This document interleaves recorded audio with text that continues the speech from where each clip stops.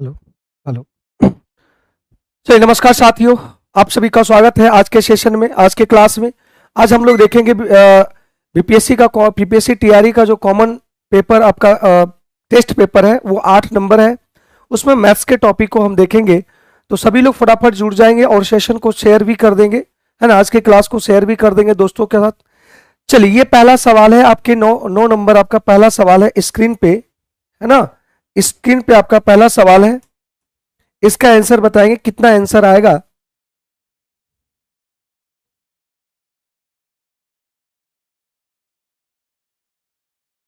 चलिए, तो यहाँ पे राजेश भाई, गुड मॉर्निंग, गुड मॉर्निंग। रियाज, शेयर कर देंगे फटाफट, शेयर को मैं सेशन को शेयर कर देंगे भाई। एनी कुमारी, गुड मॉर्निंग, गुड मॉर्निंग भाई, गुड मॉर्निंग।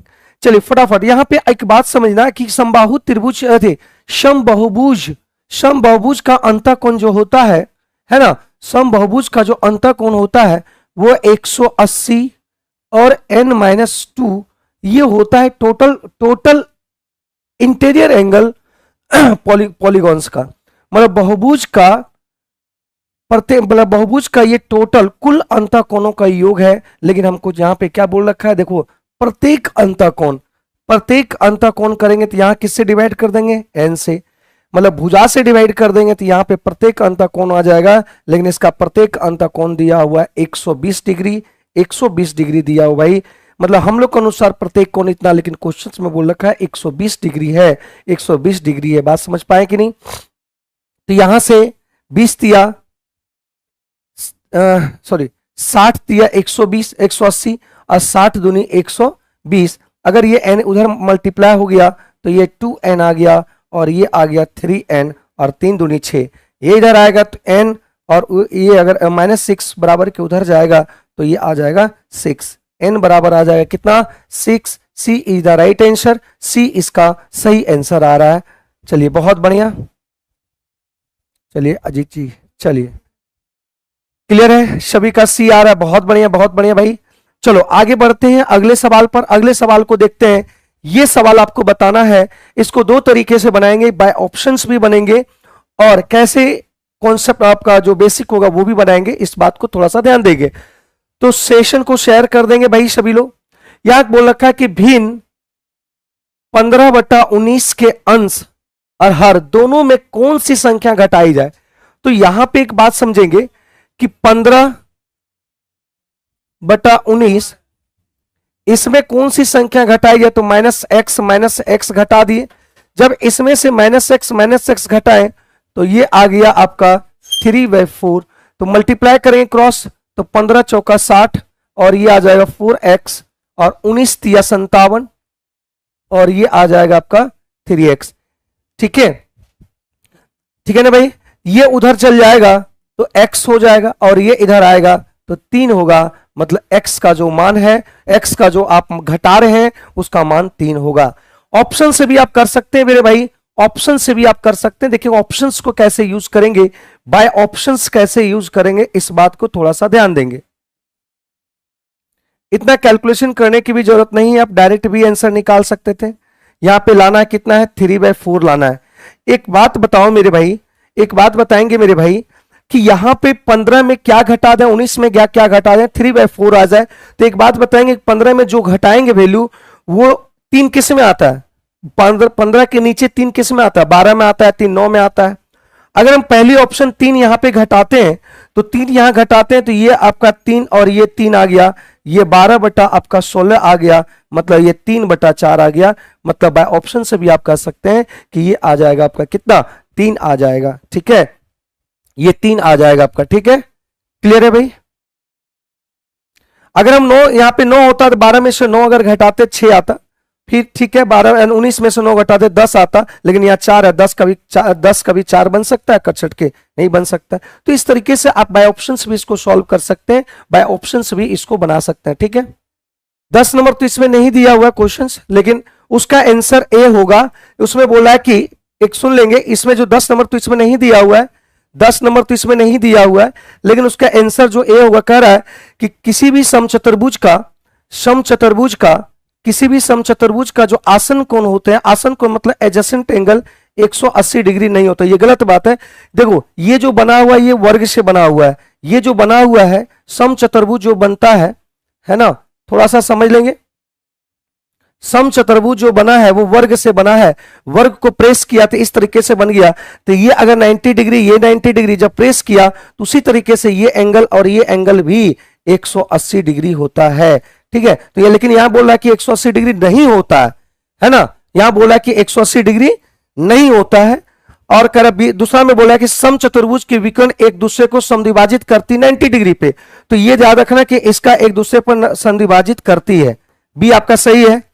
सभी वर्ग समचतुर्भुज हैं, जो समचतुर्भुज है वो वर्ग को ही प्रेस किया तो अगर इसको दबाया तो ये बन गया, मतलब ये ठीक है ना। तो आपका ए इज द राइट आंसर होगा कि मतलब समचतुर्भुज का आसन कोण किसी भी युग्म का योग 180 डिग्री नहीं होता है, यही आंसर होगा, ठीक है, यही आंसर होगा। क्लियर है भाई, इसमें क्वेश्चन नहीं दिया था, कोई दिक्कत नहीं। चलिए आगे इसका बताएंगे। किशोर ने अपनी रसोई के फर्श पर वर्गाकार टाइल्स लगाने का योजना बनाया। मतलब एक फर्श था, है ना, एक फर्श था, उसमें किशोर ने टाइल्स लगाने का फैसला लिया और टाइल्स के प्रत्येक भुजा का जो है वो 10 सेंटीमीटर है। तो हम जानते हैं कि इसमें कितने टाइल्स लगेंगे, है ना, number of tiles. Number of tiles की अगर बात करें मेरे भाई तो ये क्या होगा, ये टोटल एरिया है ना, ये टोटल एरिया मतलब फर्श का एरिया अब बटा एक टाइल्स का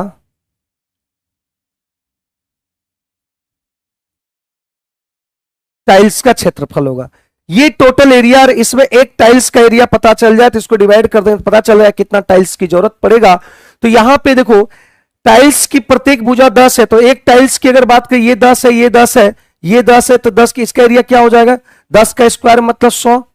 और यहां पे ये सेंटीमीटर में, यहां पे 2.4 और लंबी है और 1.6 मीटर है, तो इसको अगर हम सेंटीमीटर में चेंज करेंगे तो ये आ जाएगा इतना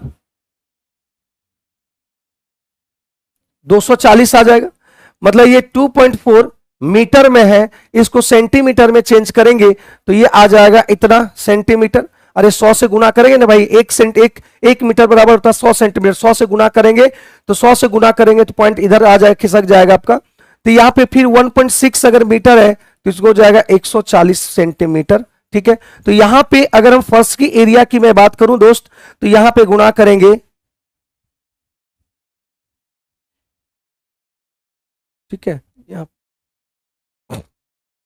0 0 कैंसिल हो गया, 16 चौका 64, 16 दूनी 32 और ये आ गया इतना, मतलब इतना टाइल्स की आपका जरूरत पड़ेगा, इतने टाइल्स की जरूरत पड़ेगा 384। सी इज द राइट आंसर, सी इसका सही आंसर है, सी इसका सही आंसर है। चलिए बहुत बढ़िया भाई, सभी का आंसर आ रहा है, चलिए बहुत बढ़िया। क्लियर है, बात समझ पाए कि नहीं।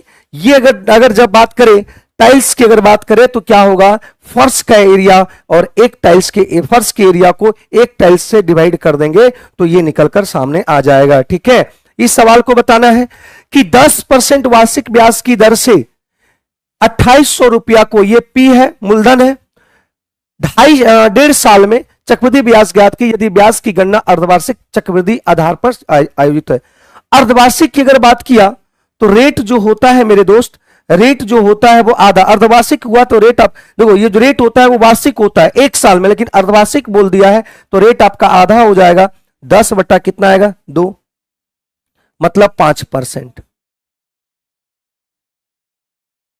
5%। और 5% को हम लिख सकते हैं 1 बटा कितना 20, ठीक है। अब यह 1.5 साल का है तो 1.5 साल का बताएंगे मेरे भाई, तो 1.5 साल का बताएंगे तो अर्धवार्षिक हुआ है तो 6 महीने पर होगा। पहला जो आकलन होगा वो 6 महीने में, फिर अगला जो हिसाब होगा वो 12 महीने में, अगला जो हिसाब होगा 18 महीने में होगा। तो टोटल 3 का आपका 3 का दिया हुआ है, टोटल क्या दिया हुआ है 3 टर्म दिया हुआ है, 3 टर्म में होगा, मतलब यहाँ पे टी जो होगा वो 3 टर्म हो जाएगा क्या। तो यहां पे देखो 1 साल में 20 से कितना हो गया 21, दूसरा साल में 20 से कितना हो गया 21, तीसरा साल में 20 से कितना हो गया 21। तो यहां पे अगर लिखेंगे ये आपका मूलधन हुआ, ये आपका अमाउंट हुआ, तो मल्टीप्लाई करेंगे तो ये आपका 8000 आ जाएगा, ये आपका ये आ जाएगा, है ना 9261 इसका क्यूब होता है। अब ये देखो यहां पे क्या बोल रखा है, यहां तक क्लियर है, इस बात को समझ पाए मेरे दोस्त।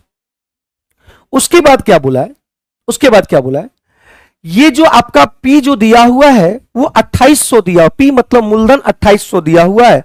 तो एक बात बताओ मेरे दोस्त, पी यहां कितना दिया हुआ है भाई,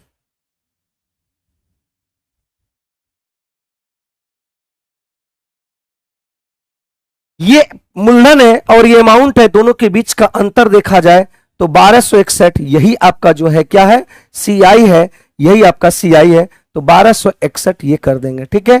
तो यहां से आप डिवाइड कर देंगे, तो यहां से आप जब डिवाइड कर देंगे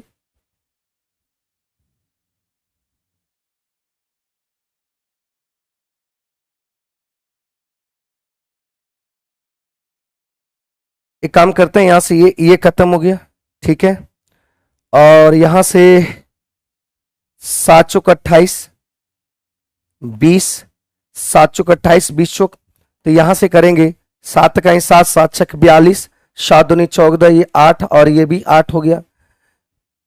इसको पहले 2 से डिवाइड करते हैं, 2 से डिवाइड करते हैं तो ये 4 4 1 और ये आ जाएगा 3, ठीक है, और 0.5 आएगा। लेकिन 10 से डिवाइड, अगर 10 तो बचा हुआ है ना, 10 से अगर डिवाइड करते हैं तो ये आ जाएगा आपका 1 डिजिट से पहले आ जाएगा, मतलब ये आ जाएगा, ठीक है। ए इज द राइट आंसर, ए इसका सही आंसर आएगा, ए इसका सही आंसर आएगा।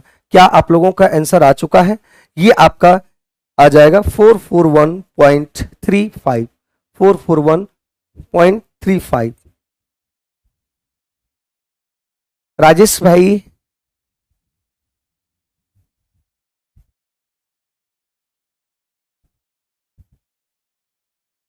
राजेश भाई वो आंसर नहीं होगा, आप देख लो गुणा करके, देख लो सॉल्व करके देख लो भाई। Kaushal Kishore good morning, good morning भाई कौशल किशोर, गुड मॉर्निंग।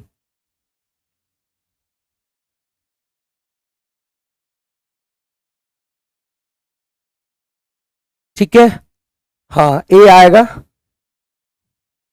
चलिए,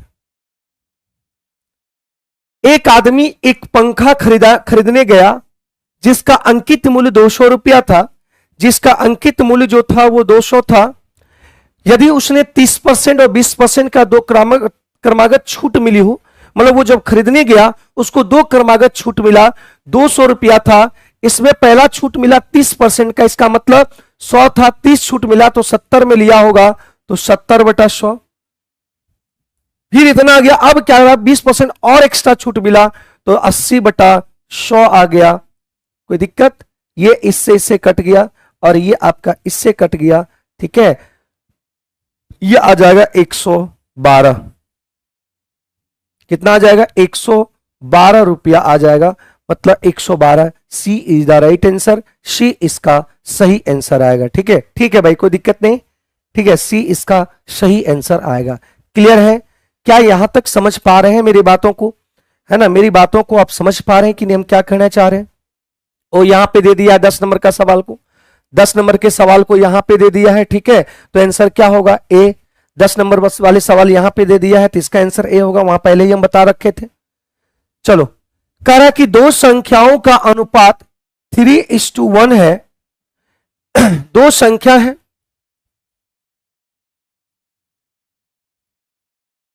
थ्री इज टू वन है। अगर हम इसको x मानते हैं, इसको अगर x मानते हैं मेरे भाई, तो इसका एचसीएफ अगर लघुत्तम, उनका लघुत्तम समावर्तक निकालना है, क्योंकि लघुत्तम समावर्तक अगर निकालते हैं, एलसीएम निकालते हैं, तो यहां कॉमन x कॉमन है तो x तो होगा ही, और 4 तिया 12, 4 तिया 12, क्योंकि 3 और 4 में कोई यहां पे कॉमन है, 4 तिया 12 एलसीएम आ जाएगा आपका इसका, ये दोनों कैल्शियम आ जाएगा 12x, और इसके बराबर दे रखा है मेरे भाई 180। तो यहां से ये काट देंगे तो x बराबर आ जाएगा 15, x बराबर आ जाएगा कितना? 15। लेकिन पूछ रहा है यहां पे दोनों संख्या में बड़ी संख्या क्या होगा, तो बड़ी संख्या पूछने की बात कर रहे हैं तो 4 इंटू 15, तो ये आ जाएगा 15 चौका 60 इज द राइट आंसर। ये आपका सही आंसर आएगा। राजीव कुमार का आंसर आ चुका है मेरे भाई, है ना, ठीक है, बहुत बढ़िया। एनी कुमारी का आ गया, रुपेश कुमार, रोशन, ठीक है, चलिए बहुत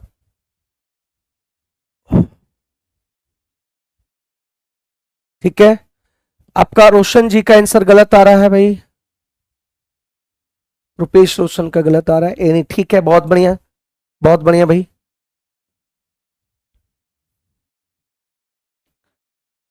लास्ट सवाल है आज के क्लास का, मैथ्स के लास्ट का सवाल है। देखो यहां पे एक एक करके सॉल्यूशंस करेंगे। पहले ये ब्रैकेट के अंदर जो है इसको सॉल्व कर लो। तो ब्रैकेट के अंदर जब सॉल्व करेंगे तो 1/5, और ये भागा में है तो भागा को गुणा में चेंज करेंगे तो ये उलट जाएगा, 25/7 आ जाएगा मेरे भाई। और यहां से इसको काटेंगे 2 और यहां से काटेंगे 7, तो यहां से आएगा 3 2 5, ये 5/7 आ जाएगा। एलसीएम सेम आ जाएगा, 3 2 5/7 आंसर आ जाएगा। ये आ जाएगा, ये कट गया आपका 5, तो 5/7 ये पूरा टर्म ही आपका 0 हो गया, ये पूरा टर्म ही आपका 0 हो गया। उसके बाद हम देखते हैं भाई, उसके बाद इसको सॉल्व करते हैं। इसको सॉल्व किए तो 6 प्लस 3 में से 2 गया 1, 8 इकाई 8, तो ये आ गया 8 चौक 14। लेकिन यहां पे गुणा करेंगे तो 3/7 भी है यहाँ पे और +1 है, तो यहाँ पे जब गुणा करेंगे 3/7, 7 दूनी 14, 3 दूनी 6 और 1 7 आ गया, और इधर से +0 आ गया, तो आंसर आ जाएगा कितना, 7। सी इज द राइट आंसर, सी इसका सही आंसर आएगा, सी इसका सही आंसर आएगा। चलिए बहुत बढ़िया भाई, बहुत बढ़िया, सभी का आंसर आ रहा है, बहुत बढ़िया, ठीक है। तो यहां तक मैथ्स का जो टॉपिक था, मैथ्स का जो क्वेश्चन था, डिस्कशन हो चुका है फुल्ली, है ना। आई होप आप सभी को समझ में आया होगा, है ना, सभी को अच्छे तरीके से समझ में आया होगा, ठीक है। आगे आप बढ़ते हैं, आप आगे सर जीएस का डिस्कशन करेंगे, ठीक है, थैंक यू। ठीक है, तो फर्स्ट क्वेश्चन स्टार्ट हम लोग करेंगे। यहाँ एक बात ध्यान रखिएगा, Satyam Kumar good morning, good morning Ajit sir, good morning, good morning all of you sir, good morning all of you. अब यहाँ पे एक पॉइंट पहले मैं बता दूं आपको, सेट नंबर 7 जो कल हम लोगों ने डिस्कस किया था, ठीक है, सेट नंबर 7, सबसे पहले उसके एक क्वेश्चन का मैं रेक्टिफिकेशन कर देना चाहता हूं, जो एक मिस्टेक थी, आप लोगों ने शायद ध्यान नहीं दिया उस पर। सेट नंबर 7 क्वेश्चन नंबर जहां तक मुझे याद है 39, आप चेक कर लेंगे एक बार, ठीक है। उसमें से क्या कहा जा रहा था कि निम्न में से कौन सी घटना पहले हुई थी या बाद में हुई थी, कुछ ऐसे करके क्वेश्चन था, ठीक ना। तो उसमें से एक था आर्य समाज की स्थापना, आर्य समाज, ये 1875 की बात है, ये तो करेक्ट था। उसके बाद था नील आंदोलन, है ना, नील आंदोलन, नील आंदोलन बाय मिस्टेक 1859 और 60 लिखा जाना चाहिए था, वो एक्चुअली में लिख गया था 1959, है ना, वो एक जस्ट मिस्टेक था। इसको आपको वहां पे रेक्टिफाई कर लेना है। याद रखिएगा पहले के क्लास जो हुए थे कल से पहले, उसमें कई बार नील आंदोलन का जिक्र हुआ है जो बंगाल में हुआ था, और उस नील आंदोलन में बार बार हमने 1859-60 ही लिखवाया है, ठीक है। तो ये पॉइंट था।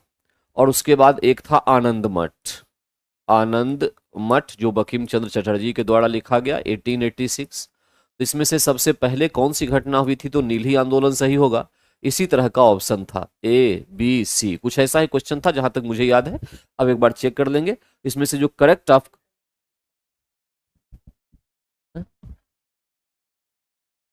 अभी, ठीक, ओके। ये जो क्लास है एक्चुअली में 9:15 से लाइव होती है, ठीक, और 11 बजे तक चलती है। एक्चुअल टाइम इसका ये है, 5-10 मिनट का डिफरेंस इसमें हो सकता है, ठीक। हाँ, लाइव का टाइम 9:15 AM से है, ठीक है ना, ध्यान रखिएगा सुबह से। आनंद मत, तो करेक्ट आंसर इसका हो गया नील आंदोलन, ये आपको याद रखना है 1859-60 में जो हुआ था, ठीक। और फिर जब क्वेश्चन में कभी नील आंदोलन का जिक्र आएगा तो पहले भी मैंने डिटेल में बताया है, फिर मैं उसको बताऊंगा, ठीक है ना। तो इस पॉइंट को याद रखिएगा, 39 का करेक्शन ये था। अब हम लोग चलते हैं अपने आज के पहले क्वेश्चन पे, ठीक है। पहला क्वेश्चन हमारे पास है कि हाल ही में किस देश ने भारतीय नागरिकों के लिए वीजा मुक्त यात्रा की घोषणा की है। हाल की बात हो रही है। हाल में हम दो कंडीशन ले सकते हैं। सबसे पहले तो अगर 2024 में किसी ने किया हो तो वो ले लेंगे, और 24 में नहीं किया है तो 2023 भी ले सकते हैं। हाल का मतलब तो दोनों हो सकता है ना। तो 24 की बात अगर करें तो ईरान, फरवरी में ईरान ने जो है कुछ दिनों के लिए भारतीयों को मुक्त वीजा अपने यहाँ आने की इजाजत दे दी है। और इसके पहले 2023 के नवंबर में थाईलैंड ने भी कुछ ऐसा ही कदम उठाया था। थाईलैंड ने कुछ ऐसा ही कदम उठाया था। तो ये दोनों पॉइंट्स आप याद रखेंगे। एकदम से करंट की बात हो गई तो ईरान हो जाएगा, और 2023 की बात हो तो थाईलैंड हो जाएगा। ओके, तो यहां पे करेक्ट आंसर ईरान आता है। वेरी गुड, करेक्ट आंसर आपके पास आएगा ईरान। यहां पे ये भी ध्यान रखिएगा कि एक हेनले पासपोर्ट इंडेक्स इंडेक्स होता है, जो प्रत्येक वर्ष भी कह सकते हैं, और प्रत्येक वर्ष के हर तीसरे महीने पर, है ना, ये जारी करता है कि दुनिया में किस देश का पासपोर्ट जो है कितना स्ट्रांग है, किस देश के पासपोर्ट को इतनी वैल्यू मिली हुई है कि बिना वीजा के ही लोग वहां पे जा सकते हैं। Henley passport index. तो इसमें से अभी हाल फिलहाल जो जारी हुआ है उसमें फ्रांस जो है इसको फर्स्ट पोजीशन दिया गया है, ठीक। और इंडिया की रैंकिंग घटी है, इंडिया की, और ये 85th पे आ गया है। 85th रैंकिंग इसकी हुई है, ये आपको याद रखना है। कौन संस्था, एक बात और, ये 85th इंपॉर्टेंट नहीं है, क्योंकि चूंकि ये 2-2, 3-3 महीने पर ही चेंज हो जाता है, तो आपका जो एग्जाम होने वाला है उससे पहले का आप कंफर्म कर लेंगे, ठीक है।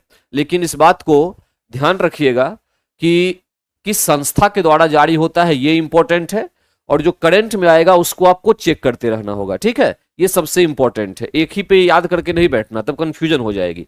अभी 85th है, ये आपको याद रखना है, ठीक। तो इतने पॉइंट्स हो गए, Iran correct answer. Question number 2 पे चलते हैं। इंडिया एनर्जी वीक 2024 का आयोजन किस राज्य में किया गया? करेक्ट आंसर तो गोवा होगा इसका, ठीक है, गोवा में किया गया, ये तो क्लियर आंसर है। दो छोटे पॉइंट्स हम ले लेते हैं।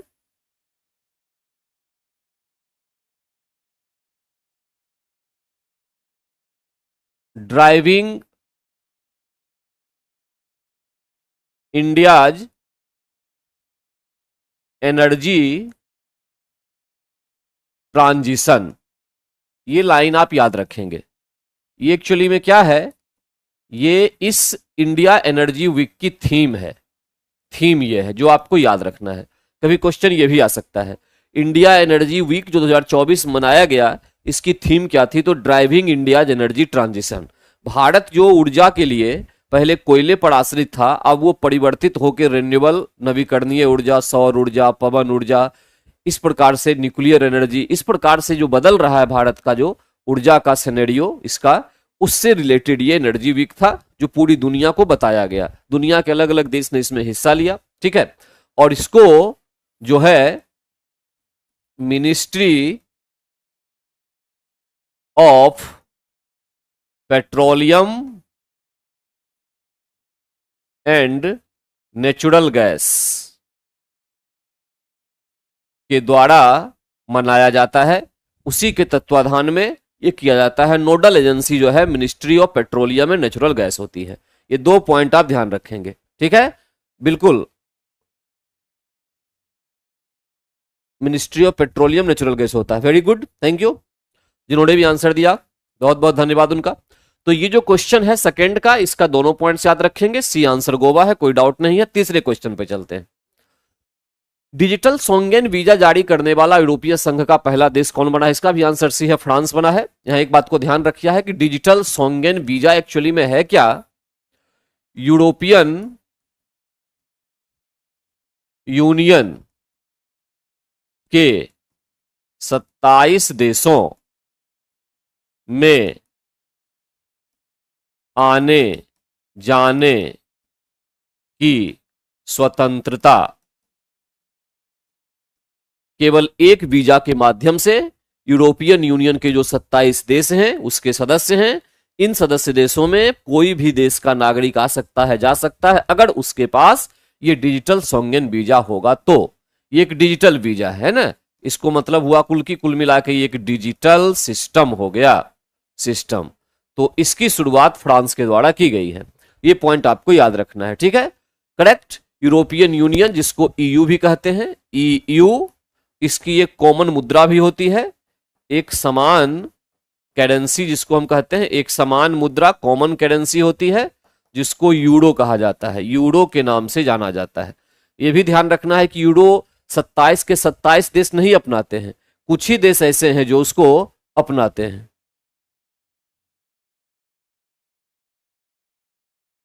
New member of you country अभी कोई कंफर्म नहीं होगा ओजिल जावेद जी, वहां पे ये होगा कि कौन सा देश निकल गया है, तो ब्रिटेन निकल गया है, ये आंसर हो जाएगा। ब्रेक्जिट शब्द आया था, ब्रिटेन का निकलना, ठीक है। Reema Kumari good morning, good morning Reema. तो ये था हमारा यूरो, ठीक है, इस बात को ध्यान में रखेंगे। आगे चलते हैं क्वेश्चन नंबर 4 की ओर। अखिल भारतीय अभियान, अखिल भारतीय मतलब पूरे भारतवर्ष में एक अभियान चलाया गया, हमारा संविधान हमारा सम्मान, यानी संविधान के प्रति सम्मान जताना, संविधान की जानकारी लोगों तक पहुंचे, सारी बातें पहुंचे, इसके लिए शुरुआत हमारे उपराष्ट्रपति जगदीप धनखड़ के द्वारा किया गया। करेक्ट आंसर है ए, जगदीप धनखड़ के द्वारा किया गया, ये हमारा करेक्ट आंसर है। इसमें कुछ एक्सप्रेस करने वाली ज्यादा चीजें हैं नहीं, इसलिए मैं इससे आगे बढ़ रहा हूं। बस याद रखिएगा, हमारा संविधान हमारा सम्मान अखिल भारतीय प्रोग्राम था, तो इसका करेक्ट आंसर यहां पर होगा जगदीप धनखड़, जगदीप धनखड़, ठीक है, ओके। अब उसके बाद आते हैं क्वेश्चन नंबर 5 नंबर क्वेश्चन पे आइए। फोर्ब्स अमेरिकन मैगजीन है, एक संस्था के तौर पे ही काम करती है, उसकी हाल की रिपोर्ट के अनुसार दुनिया की सबसे मजबूत करेंसी कौन सी बनी है, सबसे स्ट्रॉन्ग करेंसी जिसकी वैल्यू सबसे अधिक है। 5 का बिल्कुल कुवैती दिनार, बिल्कुल करेक्ट आंसर, इसका आंसर होगा कुवैती दिनार। अब मान के चलिए कि एक कुवैती दिनार अगर आप लेते हैं, एक कुवैती दिनार, तो ये लगभग हो जाता है दिनार 3.25 यूएस डॉलर के बराबर। आप समझ सकते हैं कि भारतीय रुपए में कितना होगा, उसको 85 से मल्टीप्लाई कर दीजिए, 84 से, क्योंकि हमारा रुपया भी 84 के बराबर है, $1 84-83 रुपये के बराबर है ना। तो सबसे मजबूत अभी कुवैती दिनार चल रहा है, ये फोर्ब्स की रिपोर्ट कहती है। 5 का आंसर भी क्लियर है, ध्यान रखिएगा इसको। आगे आइए 6, भारतीय वायुसेना के साथ अभ्यास डेजर्ट नाइट किन 2 देशों के बीच किया गया, ये फ्रांस और यूनाइटेड अरब अमीरात के साथ किया गया। करेक्ट आंसर इसका बी होगा, अभ्यास डेजर्ट नाइट जो है फ्रांस और यूए के साथ किया गया। अब इसमें से कुछ पॉइंट और भी ध्यान रखिए, जैसे एक्यूवेरिन अभ्यास एक होता है, ये होता है भारत मालदीव के साथ, ये आपको याद रखना है, भारत मालदीव के साथ, ठीक है, भारत मालदीव के साथ होता है एक्यूरेविन अभ्यास। सूर्य किरण एक होता है, सूर्य किरण ये होता है भारत नेपाल के साथ, ध्यान रखिएगा। मैत्री एक है, ये होता है भारत थाईलैंड के साथ, एयरफोर्स का, भारत थाईलैंड के साथ, ठीक है। इंदिरा नाम का होता है, इंदिरा ये होता है भारत रूस के साथ, भारत रूस के साथ, ऐसे बहुत सारे होते हैं। एक क्लास और में इस तरह का क्वेश्चन आया था, मैंने उसमें भी 5 लिखवाए थे, जो मैं लिखवा रहा हूं उसको कम से कम जरूर आपको याद रखना है, ठीक है। तो इससे क्या हो जाएगा कि आपका इससे बैंक बन जाएगा और ये फिर क्वेश्चन आप आसानी से कर पाएंगे, ठीक ना। तो इस बात को ध्यान में रखना है। तो अब इसके बाद चलते हैं नेक्स्ट पॉइंट पे, ये तो हो गया 6 नंबर। क्वेश्चन नंबर 7 की ओर चलिए। 7, एशियाई मैराथन चैंपियनशिप 2024 में स्वर्ण पदक जीतने वाले कौन थे, मान सिंह थे, ठीक है, मान सिंह करेक्ट आंसर सी। एशियाई marathon championship Hong Kong, Hong Kong, Hong Kong China या चीन लिख सकते हैं, ये हांगकांग चीन का एक स्वायत्त प्रदेश है, ऑटोनोमस ये स्टेट है, वहां पर जो है ये हुआ था एशियाई मैराथन चैंपियनशिप, इसमें जीत मिली थी मान सिंह को, ठीक है, करेक्ट आंसर 7। अब उसके बाद आइए 8 पे। 8, सुप्रीम कोर्ट कानूनी सेवा समिति के नए अध्यक्ष कौन बनाए गए हैं, correct answer justice B R. Gavai, B R. Gavai को नियुक्त किया गया है सुप्रीम कोर्ट कानूनी सेवा समिति का नया अध्यक्ष। यहां पे मैं एक छोटा पॉइंट और आपको बताना चाहता हूं, ठीक है, बिल्कुल उसमें से छोटा पॉइंट बताना यह चाहता हूं कि एक क्वेश्चन और पूछा जा सकता है इस न्याय से संबंधित ही, नालसा, नालसा शब्द को याद रखिएगा, क्या कहते हैं इसको, नालसा को नेशनल लीगल सर्विस, एस से सर्विस, ए से अथॉरिटी, राष्ट्रीय विधिक सेवा प्राधिकरण इसका नाम होता है, ठीक है। राष्ट्रीय विधिक सेवा प्राधिकरण, यह भी न्याय से ही संबंधित है। क्वेश्चन इसमें से पूछा जाता है कि इसकी स्थापना कब की गई थी, स्थापना कब की गई थी, नालसा की स्थापना कब हुई थी। क्वेश्चन आपके सड़ता है। अब टाइम क्या है डिस्कशन का, 9:15 से शुरू होता है, 9:15 AM से शुरू होता है, 11 बजे तक रहता है, ठीक है सरता है, ध्यान रखिए इसको। नेशनल लीगल सर्विस अथॉरिटी, बिल्कुल सत्यम कुमार करेक्ट है। इसकी स्थापना कब हुई थी, 1995 में, 1995 में इसको स्थापित किया गया था। ये क्या होता है, तो कमजोर वर्गों को निःशुल्क कानूनी सलाह एवं सहायता प्रदान करना इस संस्था का काम होता है। सेंट्रल लेवल पर, स्टेट लेवल पर, डिस्ट्रिक्ट लेवल पर, जहां जहां कोर्ट है, न्यायालय है, उस सब में ये जो है रहती है, इसकी संस्था जो है ये रहती है। और ये उन लोगों को हेल्प करती है जिनको इसकी आवश्यकता हो, कमजोर वर्ग को, ठीक है, कानून। तो ये नालसा है, ध्यान रखिए, 1995 में इसकी स्थापना हुई। अभी इसके अध्यक्ष जो हैं, अध्यक्ष वो संजीव खन्ना है, जस्टिस संजीव खन्ना है, ठीक है। तो इतने पॉइंट्स आप याद रखेंगे, ये करेक्ट आंसर है 1995, बिल्कुल करेक्ट है आंसर 1995। आइए उसके बाद अब चलते हैं आगे।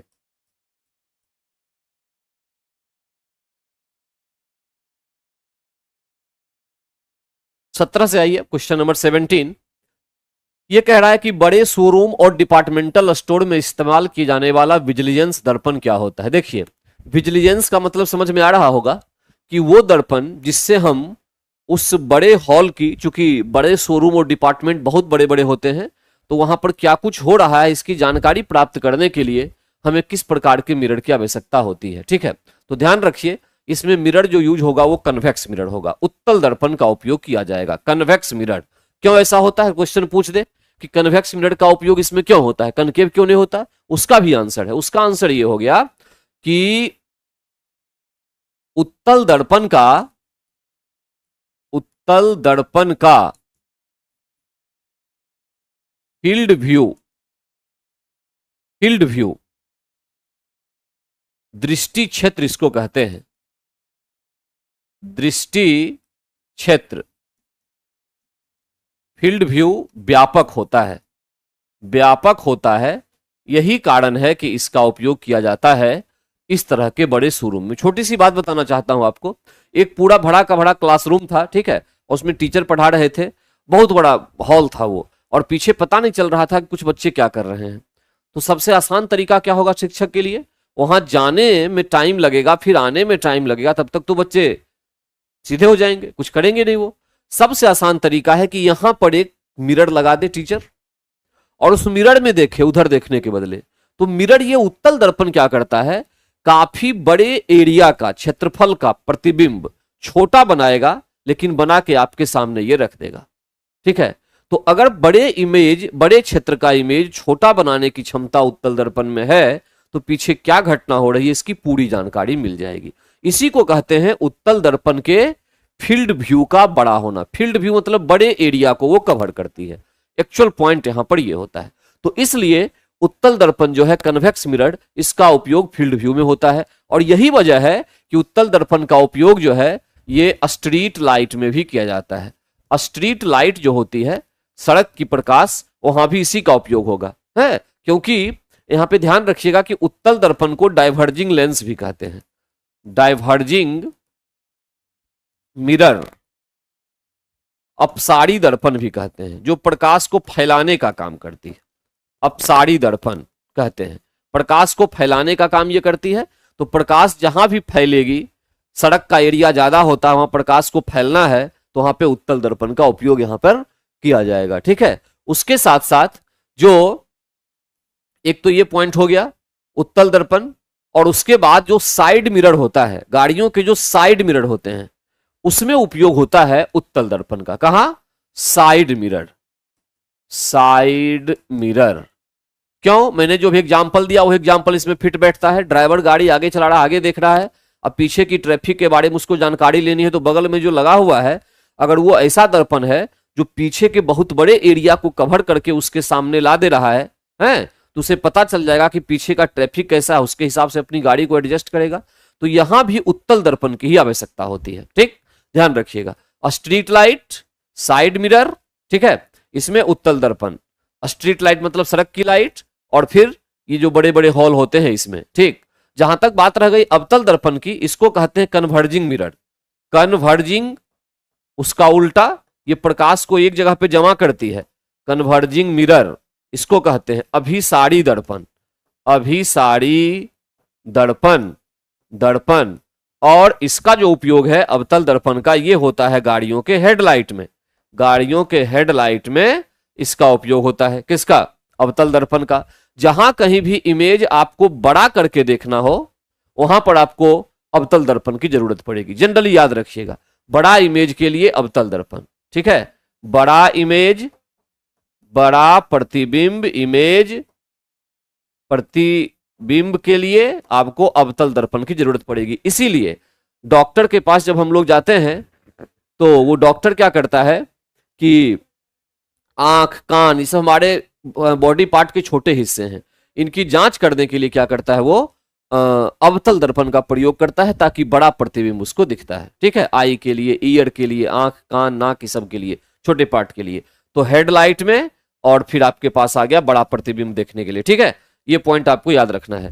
कन्वर्जिंग और डाइवर्जिंग याद रखना है। ठीक, और चूंकि अवतल दर्पण लाइट को एक जगह पे जमा करती है, तो जहां पे लाइट एक जगह जमा हो जाएगी वहां पे ऊष्मा ज्यादा होगी, और जब ऊष्मा ज्यादा होगी तो वहां पर किसी वस्तु को हम गर्म आसानी से कर सकते हैं।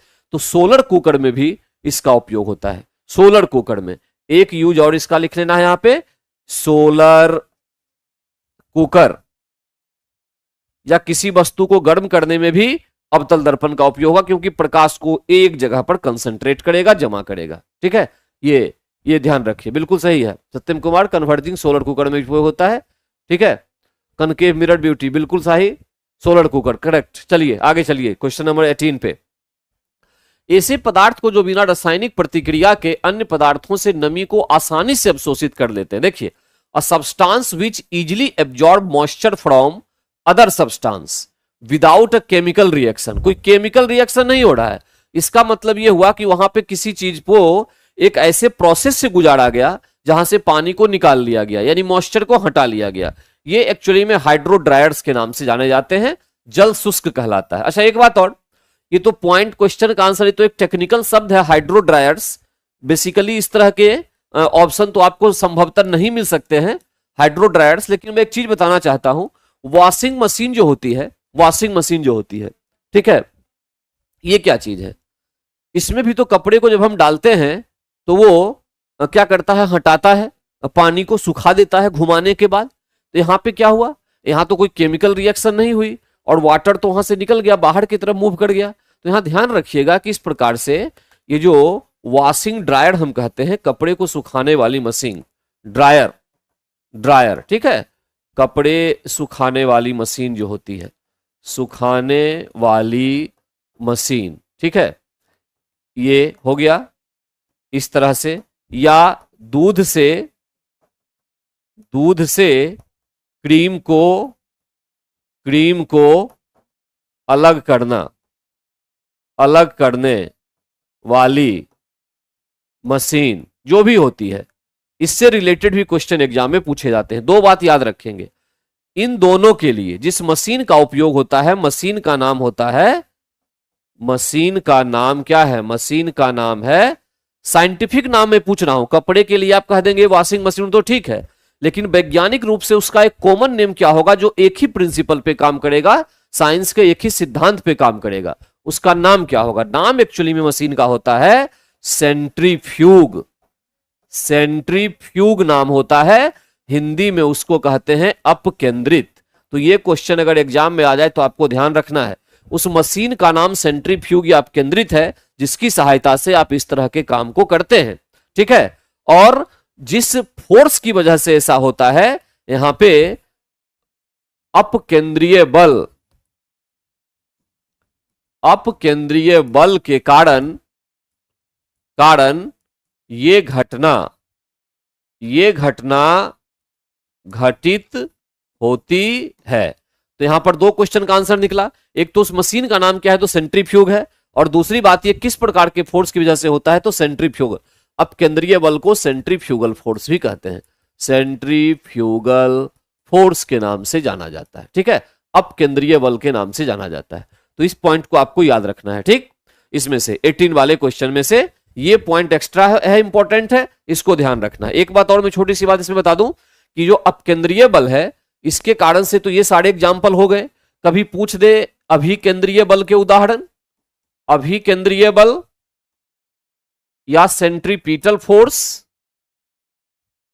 सेंट्रीपिटल फोर्स के एग्जाम्पल अगर ऐसा पूछे तो इसमें से ध्यान रखिएगा, सिस्टम इन बैलेंस, कोई भी सिस्टम अगर बैलेंस में है, संतुलन में है, संतुलन, तो संतुलन का मतलब ये होगा उसमें हमेशा सेंट्रीपिटल फोर्स होगा। ध्यान से सुन लो बात को। अगर कोई सिस्टम बैलेंस में है, जैसे था वैसे ही है, तो उसमें हम कहेंगे कि अभिकेंद्रीय बल का उदाहरण है, वो उसमें लगा है। जब उसमें कुछ बदलाव हो जाए तो अपकेंद्रीय, जैसे दूध से क्रीम निकाल लिया, ये तो बदलाव हो गया, दूध तो इसे रहा नहीं, क्रीम बाहर आ गया, तो अपकेंद्रीय। वॉशिंग मशीन में वॉशिंग मशीन में कपड़े को डाला हमने, वॉशिंग ड्रायर में कपड़े में पानी था, पानी निकल के बाहर आ गया, वैसे तो रहा नहीं, तो ये सेंट्रीफ्यूगल। लेकिन पृथ्वी का सूर्य के चारों ओर चक्कर लगाना, सूर्य के चारों ओर चक्कर लगाना, ये क्या कहलाएगा, चक्कर लगाना, ये कहलाएगा सेंट्रीपिटल का एग्जाम्पल, अभिकेंद्रीय, क्योंकि इसमें कहीं कुछ दिक्कत होती नहीं है। ठीक है, तो ये सेंट्रीपिटल एग्जाम्पल होगा। ठीक, ये जैसे सन पृथ्वी सूर्य के चारों ओर घूम रही है, घूमते रही है इस तरह से। उसी तरह से पृथ्वी के चारों ओर चंद्रमा का घूमना, पृथ्वी के चारों ओर कृत्रिम उपग्रह का घूमना, ये सभी जो है ये सेंट्रीपिटल फोर्स का है। आगे चलिए, क्वेश्चन नंबर 19। कंधे पर पाए जाने वाला जोड़ जो होता है, पिक्टोरियल ग्रिडल इसको कहते हैं।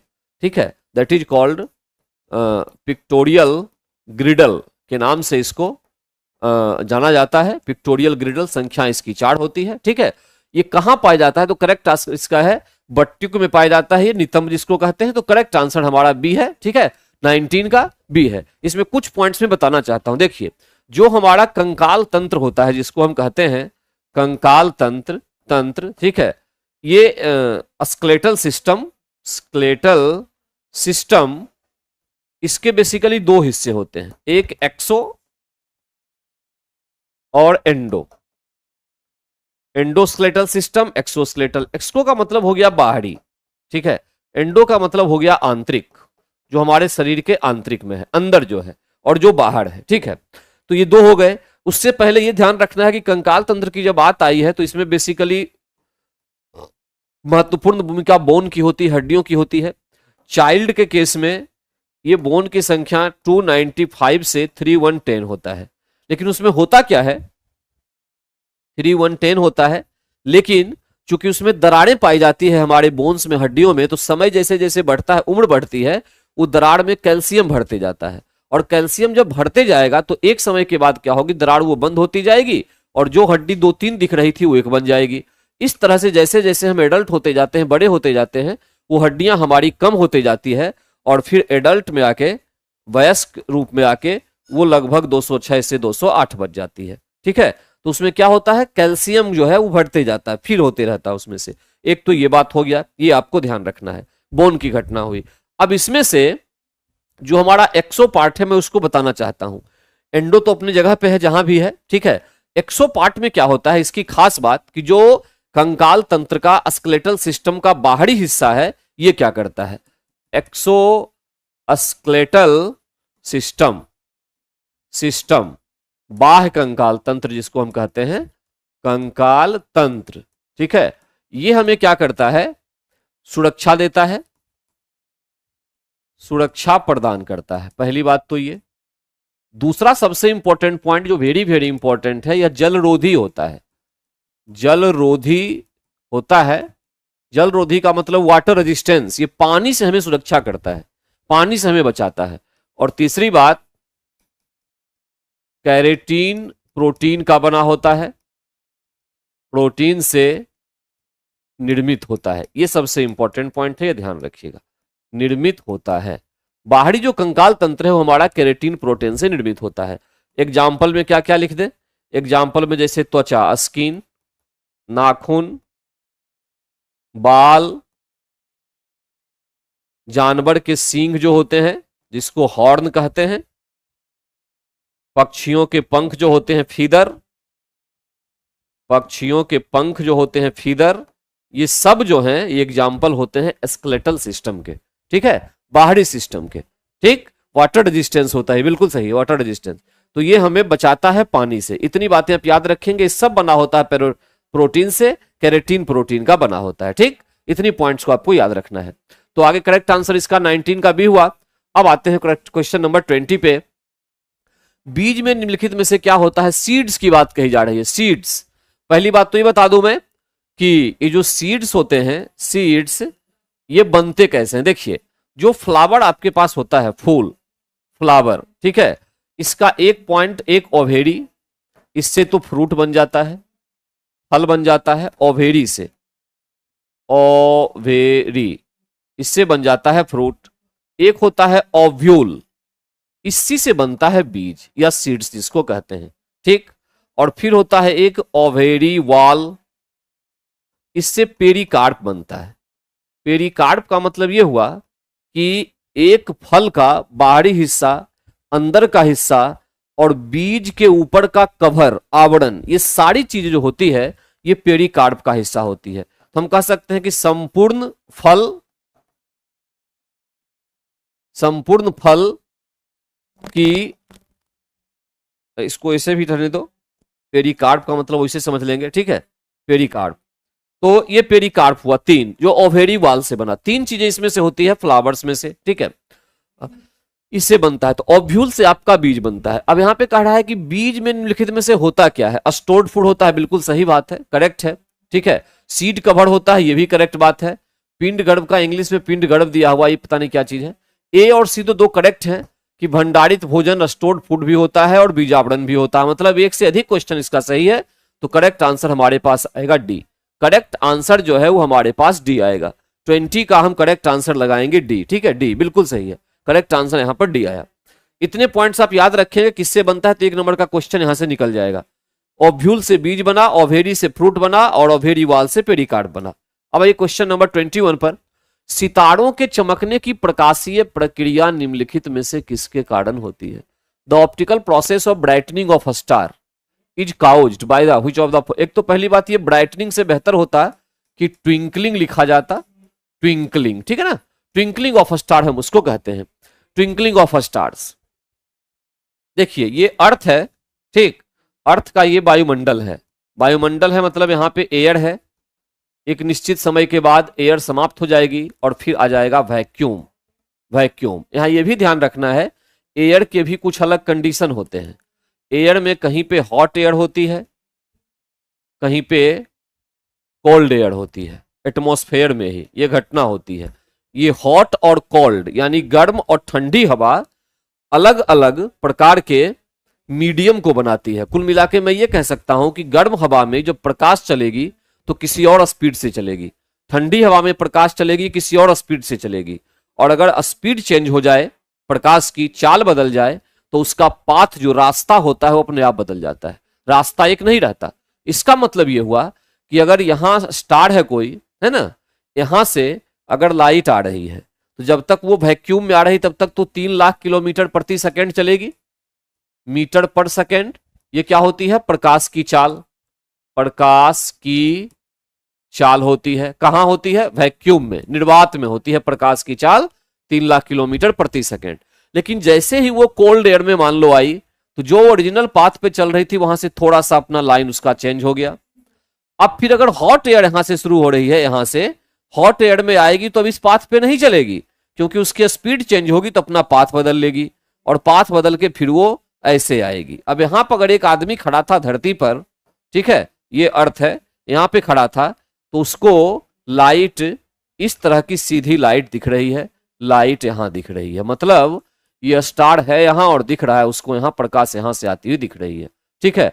और ये जो इस प्रकार से एयर के मूवमेंट की वजह से लाइटनिंग होती है, लाइटनिंग का पाथ उसको कभी ये कभी ये कभी ये दिखता है, इसी को हम ट्विंकलिंग कहते हैं। तो क्वेश्चन दो तरीके से आ सकता है, या तो स्टार का तारे की वास्तविक स्थिति का पता नहीं चलना, रियल पोजीशन पता नहीं चलता है, या वो ट्विंकल करता हुआ पता चलता है, उसके पीछे की वजह ये घटना होती है, ठीक है। अलग अलग मीडियम में प्रकाश के पाथ का बदल जाना, और प्रकाश के पाथ के बदलने को कहते हैं इन्वायरमेंटल रिफ्रैक्शन या वातावरणीय अपवर्तन। तो करेक्ट आंसर इसका होगा सी, करेक्ट आंसर इसका हुआ सी, बिल्कुल सही बात, करेक्ट आंसर इसका सी हुआ, ठीक। इन्वायरमेंटल रिफ्लेक्शन की वजह से ऐसा होता है, याद रखिएगा। अब इसके बाद एक टोटल रिफ्लेक्शन की बात भी देख लें, इसको TIR भी कहते हैं, टोटल इंटरनल रिफ्लेक्शन।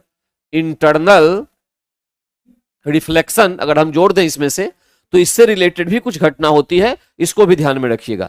इससे रिलेटेड कौन कौन सी घटना होती है, तो एक तो होता है ऑप्टिकल फाइबर।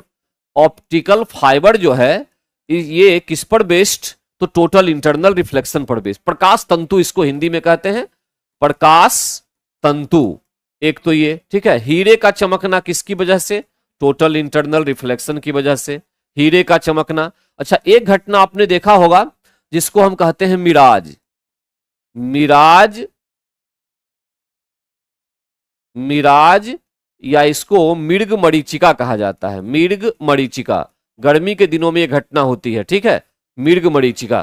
तो ये भी टोटल इंटरनल रिफ्लेक्शन पर होती है। इसमें क्या होता है कि हमें रेगिस्तानी क्षेत्रों में गर्मी में हमें दिखता है कि एक पेड़ उल्टा है, ठीक है, जबकि हम वहां पे जाते हैं तो बिल्कुल पेड़ वो सीधा दिख जाता है। तो ये जो हमारे पास दिमाग की कंफ्यूजन है, ये मृग मरीचिका कहलाती है, ठीक है। यहां एक एक्स्ट्रा पॉइंट में बता दूं, ठंडे क्षेत्रों की मिराज या मृग मरीचिका को लूमिंग नाम देते हैं, लूमिंग। तो लूमिंग भी अगर आ जाए, लूमिंग कहते हैं, अगर ये नाम भी आ जाए तो कंफ्यूज नहीं होना है, ये लूमिंग भी किस पर डिपेंड करेगा, टोटल इंटरनल रिफ्लेक्शन पर करेगा, ठीक है। रेगिस्तानी क्षेत्र में पेड़ आपको उल्टा दिखेगा, समुद्री इलाके में आप जाएंगे तो समुद्र की सतह पर चलती हुई जहाज आपको हवा में उड़ती हुई दिखेगी। यह घटना लूमिंग कहलाती है। यह मात्र कंफ्यूजन है और टोटल इंटरनल रिफ्लेक्शन के कारण से होता है। अब मैं एक बात और बता दूं, कंडीशन, यह भी इंपॉर्टेंट है। कंडीशन यानी शर्त, किसके लिए, TIR, टोटल इंटरनल रिफ्लेक्शन, पूर्ण आंतरिक परावर्तन के लिए क्या शर्त होनी चाहिए, पूर्ण आंतरिक परावर्तन के लिए शर्त क्या है, शर्त दो है। सबसे पहला, प्रकाश को सघन यानी डेंसर से विरल यानी रेयर माध्यम में जाना चाहिए, माध्यम में जाना चाहिए। ये तो पहला होता है, ध्यान रखिएगा, जाना चाहिए। सघन से विरल, अगर प्रकाश सघन से विरल में नहीं जाएगी तो टोटल इंटरनल रिफ्लेक्शन की घटना नहीं होगी। सघन से विरल, डेंसर टू रेयर, एनी कुमारी बिल्कुल सही है आपका। सेकेंड पॉइंट, सघन से विरल। और दूसरा, आपतन कोण, एंगल ऑफ इंसिडेंस कहते हैं इसको, एंगल ऑफ इंसिडेंस, इंसिडेंस। आपतन कोण का मान हमेशा क्रांतिक कोण से अधिक होना चाहिए। क्रांतिक कोण, जिसको क्रिटिकल एंगल कहते हैं, क्रिटिकल एंगल से अधिक होना चाहिए, ठीक, अधिक होना चाहिए। दोनों पॉइंट आप याद रखेंगे तो आपका क्वेश्चन नहीं छूटेगा, ध्यान रखिएगा। दो बात मैं बता चुका हूं, ठीक है। एक तो ये कि प्रकाश सघन से विरल में जाए, और दूसरा कि आपतन कोण, एंगल ऑफ इंसिडेंस जो होता है, जिस पर लाइट जिस एंगल से गिरती है किसी वस्तु पर, वो आपतन कोण होता है, उसका मान हमेशा क्रांतिक कोण जो है क्रिटिकल एंगल से अधिक होना चाहिए। अगर उससे कम होगा तो फिर वो नहीं होगा, उससे अधिक होने पर ही टोटल इंटरनल रिफ्लेक्शन की घटना होगी। इतने पॉइंट्स इसमें से हैं, ठीक है। 21। अब आते हैं क्वेश्चन नंबर 22 पे। समुद्री ताप ऊर्जा का उत्पादन निम्नलिखित में से किस कारण से होता है? Marine thermal energy produce due to which of the following. देखिए, समुद्र में डिफरेंट टाइप की सतह होती है, ठीक है, तो उन सतहों के बीच जो है जो फ्रिक्शन होता है या टकराहट होती है, तो उसमें से हीट एनर्जी प्रोड्यूस होती है, उष्मा ऊर्जा, और उस उष्मा का उपयोग करके अगर हम पानी को गर्म करके वेपर बना दें और उस वेपर को टरबाइन पे गिराएं तो टरबाइन चलेगी, उससे जनरेटर जुड़ा रहेगा, जनरेटर स्टार्ट होगा तो हमारी बिजली बन जाएगी। तो इस प्रकार से समुद्र की विभिन्न सतहों में तापांतर due to the difference in temperature range in different layers of sea, इसके बीच हीट एनर्जी का उपयोग करके और तब जो हम इलेक्ट्रिसिटी प्रोड्यूस करते हैं वो होती है समुद्री ताप ऊर्जा का उत्पादन। ताप ऊर्जा का उत्पादन। एक बात आपको ध्यान रखना है, प्रत्येक जब बिजली की बात आप करते हैं इलेक्ट्रिसिटी की तो बात बड़ा कॉमन है। कॉमन बात क्या है इलेक्ट्रिसिटी में? एक टरबाइन होगा, ठीक है, टरबाइन, उस टरबाइन से जुड़ा होगा जनरेटर। जनरेटर का काम क्या होता है? मैकेनिकल, यांत्रिक ऊर्जा को विद्युत ऊर्जा में बदलना, विद्युत ऊर्जा में बदलना, ये काम होता है किसका? तो जनरेटर का, ठीक है। Mechanical energy, mechanical to electrical, ये प्रिंसिपल है। तो सीधी बात यह है कि अगर हमारे पास एक जनरेटर है, उस जनरेटर को हम स्टार्ट कर पाए, चला पाए, तो हम चलाने का मतलब हमने उस पर काम किया, मैकेनिकल एनर्जी, यांत्रिक ऊर्जा, काम करने का मतलब यांत्रिक ऊर्जा हमने दिया, और जनरेटर क्या करेगा? उस यांत्रिक ऊर्जा से बदल देगा उसको विद्युत ऊर्जा में, उसी को इलेक्ट्रिसिटी कहते हैं। अब इस जनरेटर को हम कैसे चलाएंगे? चलाने के लिए हमें टरबाइन की जरूरत पड़ेगी, जिसमें टरबाइन से इसको हम जोड़ देंगे जनरेटर को, और टरबाइन को पहले स्टार्ट करना पड़ेगा जनरेटर को स्टार्ट करने से पहले। और टरबाइन को स्टार्ट कैसे करेंगे? तो इसके ब्लेड पर वेपर डाल के, वेपर या डायरेक्ट वाटर डाल के, ये भी कर सकते हैं।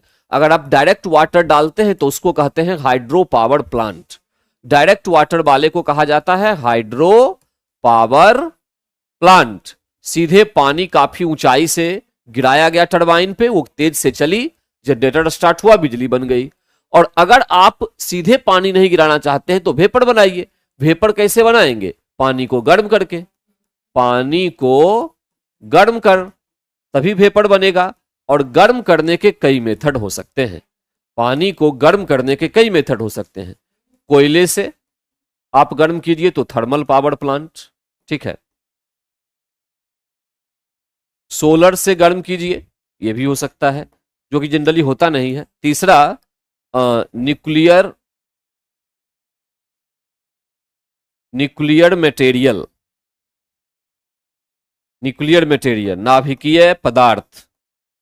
नाभिकीय पदार्थ से आप पानी को गर्म कर सकते हैं, जैसे यूरेनियम, है ना। क्या होता है न्यूक्लियर पावर प्लांट में? क्या होता है? होता सारा वही प्रोसेस है, केवल यूरेनियम को तोड़ के उससे उष्मा निकाली जाती है। थर्मल पावर प्लांट में कोयले को जला के उससे उष्मा निकाली जाती है, काम वही है। अब उस उष्मा से पानी को गर्म किया, गर्म करने के बाद वेपर बना, वेपर को टरबाइन पे गिराया, उसके बाद जनरेटर घूमा और फिर बिजली बन गई। सिंपल प्रोसेस बेसिकली यही होता है, ठीक है। तो करेक्ट आंसर जो इसका है वो हो गया बी। यहां भी वही किया गया, जो टेम्परेचर, जो हीट था समुद्र के दो सतहों के बीच, उस उष्मा को कलेक्ट किया, उससे वेपर बनाया पानी को, वेपर को टरबाइन पे गिराया जनरेटर से, जनरेटर टरबाइन में जुड़ा हुआ था, बिजली बन गई। कॉमन प्रिंसिपल ये होता है, इस बात को ध्यान में आपको रखना है, ठीक है। बिजली बनती एक ही तरीके से, ठीक है। अब आते हैं क्वेश्चन नंबर 23। डीएनए का कौन सा भाग प्रोटीन की सूचना देता है? पहले तो ये बता दूं मैं आपको, इसका करेक्ट आंसर जीन हुआ, ठीक है। जीन सूचना देता है।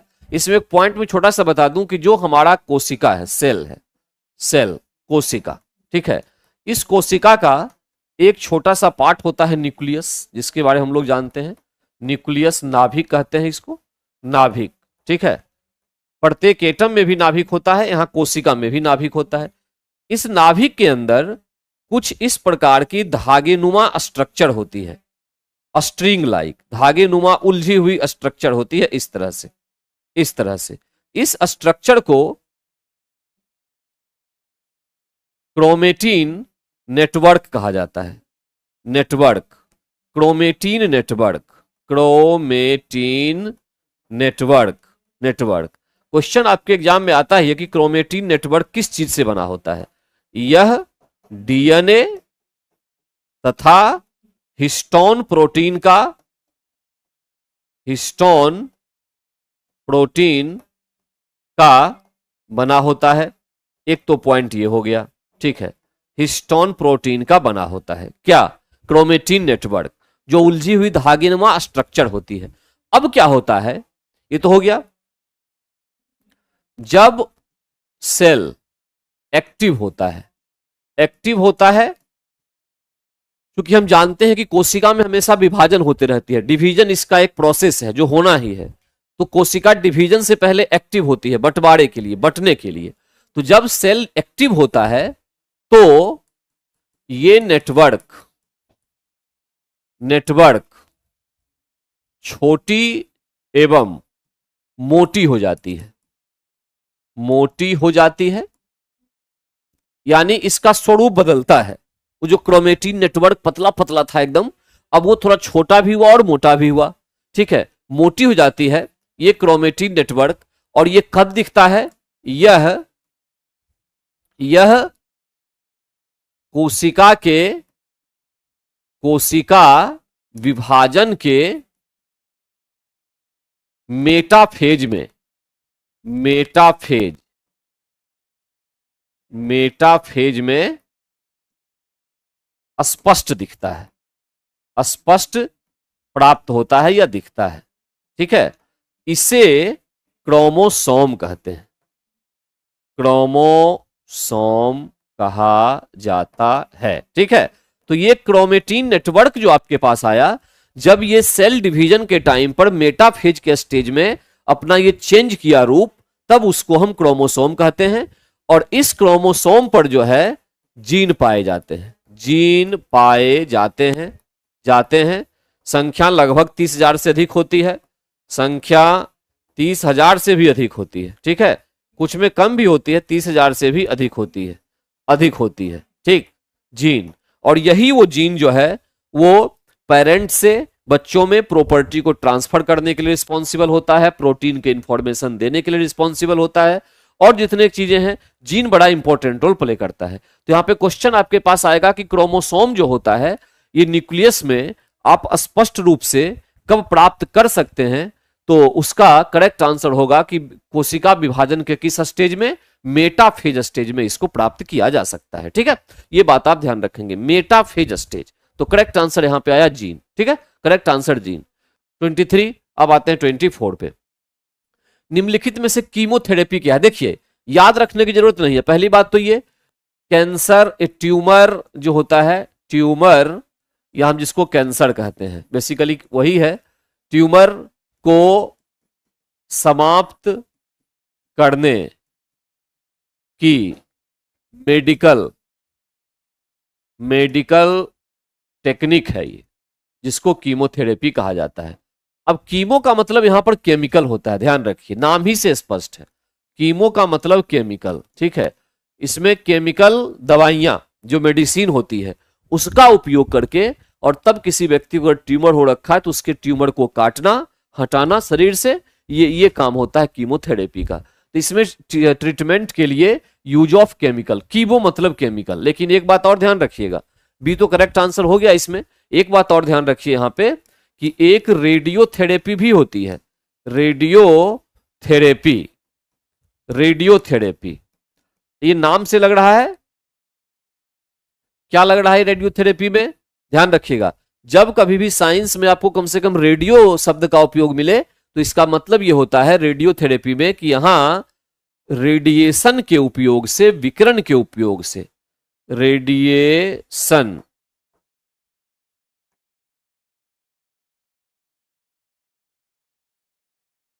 विकिरण, रेडिएशन के उपयोग से ट्यूमर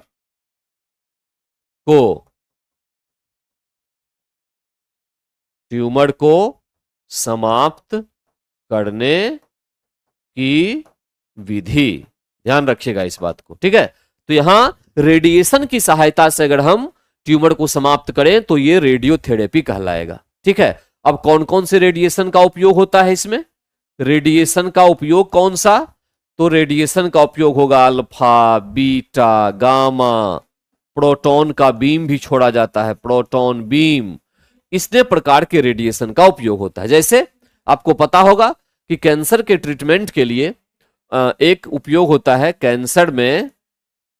कैंसर में रेडॉन गैस का भी उपयोग होता है, रेडॉन गैस का उपयोग होता है। तो ये आपको पता होना चाहिए कि रेडॉन गैस का उपयोग अगर किया गया है तो ये किस प्रकार की थेरेपी है। ये कीमो में नहीं आएगा, ये रेडियो में आएगा, क्योंकि रेडॉन गैस से निकलने वाली जो अल्फा होती है ना, उसका उपयोग करके और तब जो है या गामा जो होती है इसका उपयोग करके और तब जो है उपयोग उस कैंसर का ट्रीटमेंट किया जाता है। तो रेडॉन गैस से भी कैंसर का ट्रीटमेंट होता है, ठीक है। रेडियोथेरेपी इसी को कहते हैं। और रेडियोथेरेपी को पूरा करने के लिए ध्यान रखिएगा, रेडियो एक्टिव सब्सटेंस, रेडियो सक्रिय पदार्थ का उपयोग, सक्रिय पदार्थ का उपयोग किया जाता है। इसको रेडियो समस्थानिक कहते हैं। रेडियो आइसोटॉप या रेडियो समस्थानिक जो बनाया जाता है, रेडियो समस्थानिक, इसको कृत्रिम समस्थानिक कहते हैं। इसका निर्माण होता है जानबूझ के और फिर उसका उपयोग कैंसर के ट्रीटमेंट में होता है, ठीक है। रेडियो आइसोटॉप का मतलब हुआ कि ऐसा आइसोटॉप समस्थानिक जिसमें से रेडिएशन निकल रहा हो, ठीक है, विकिरण निकल रहा हो, उसको हम रेडियो आइसोटॉप के नाम से जानते हैं, ठीक। ध्यान रखिएगा। जैसे एग्जाम्पल के तौर पे कोबाल्ट 60, जैसे आयोडीन 125, ये सब क्या है? रेडियो आइसोटॉप होता है, ठीक। चलते हैं आगे क्वेश्चन नंबर 25 में। इनमें से कौन 17 के चंपारण किसान आंदोलन से प्रत्यक्ष रूप से संबंधित नहीं थे? मैं पहले यह बता दूं कि चंपारण वाला जो है, इस पर तो बहुत पॉइंट्स हमने बताए हैं आप लोगों को, जो पहले से जुड़े होंगे उनको सबको पता होगा।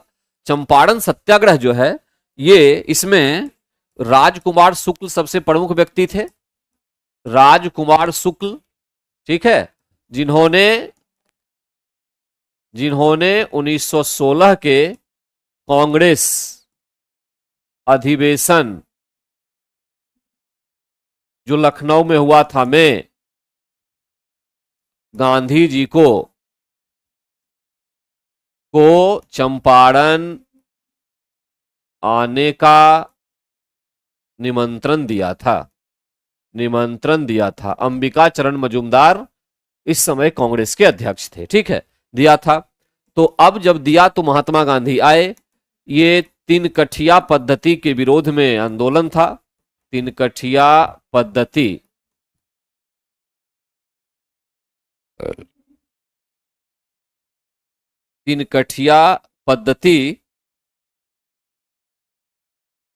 एक बीघा में 3 कट्ठा, है ना, ये था नील की खेती। 3 कठिया पद्धति के विरोध में था।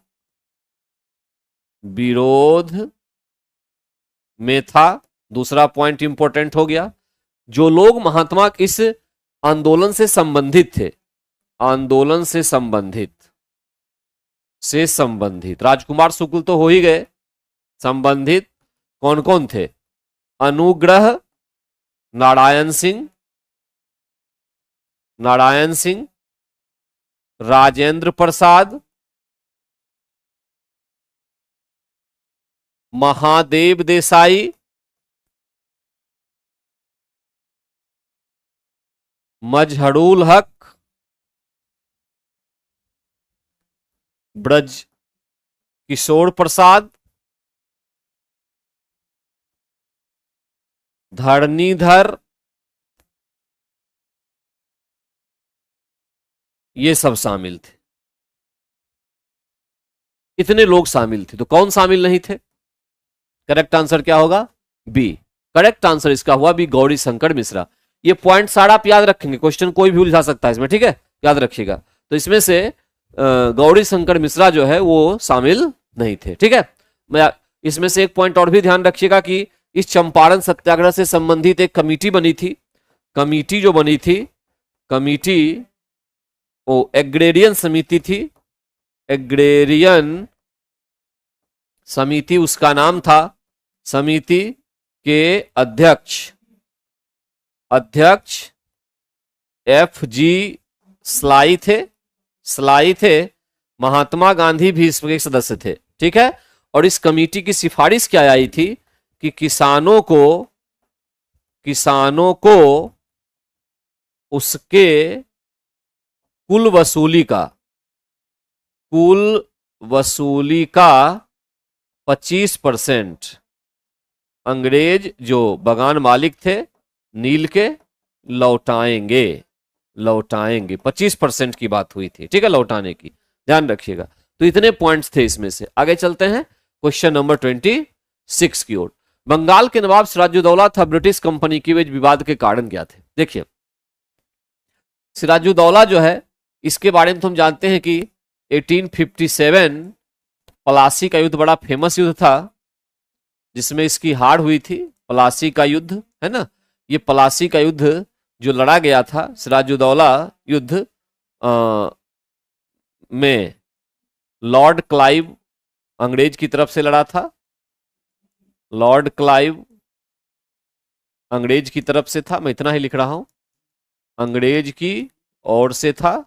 ठीक है, और इसमें लड़ाई हुई, इसकी सिराजुद्दौला की तो हार हुई थी। इसमें अंग्रेजों द्वारा कलकत्ते की किलेबंदी की गई थी, फोर्ट विलियम की, जिसके कारण से सिराजुद्दौला दुखी था और उसने कार्रवाई की उसके अगेंस्ट। तो एक तो कारण ये था।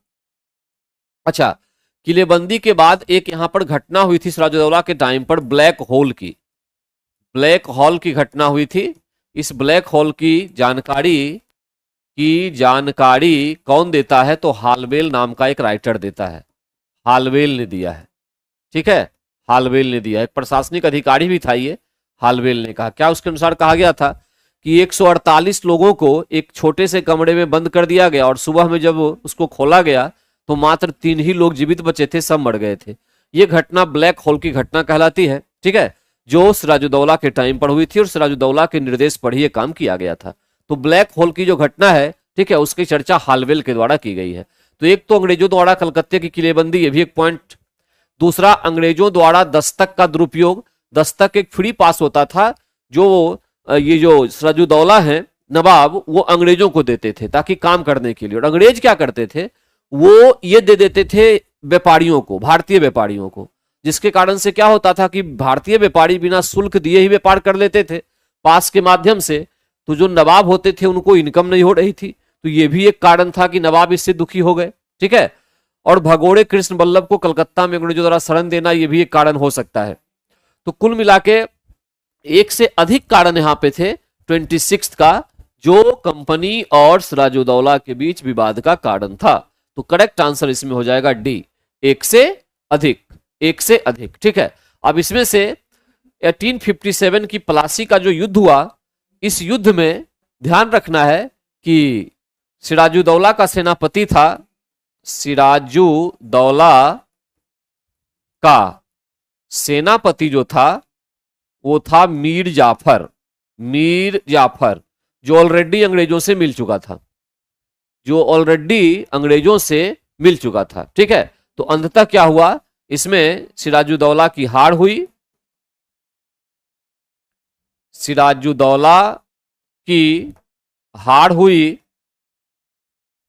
तथा युद्ध के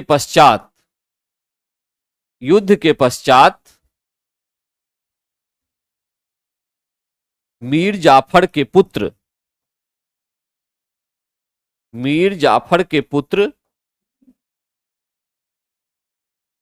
मीरन द्वारा अब्दुल बेग मीरन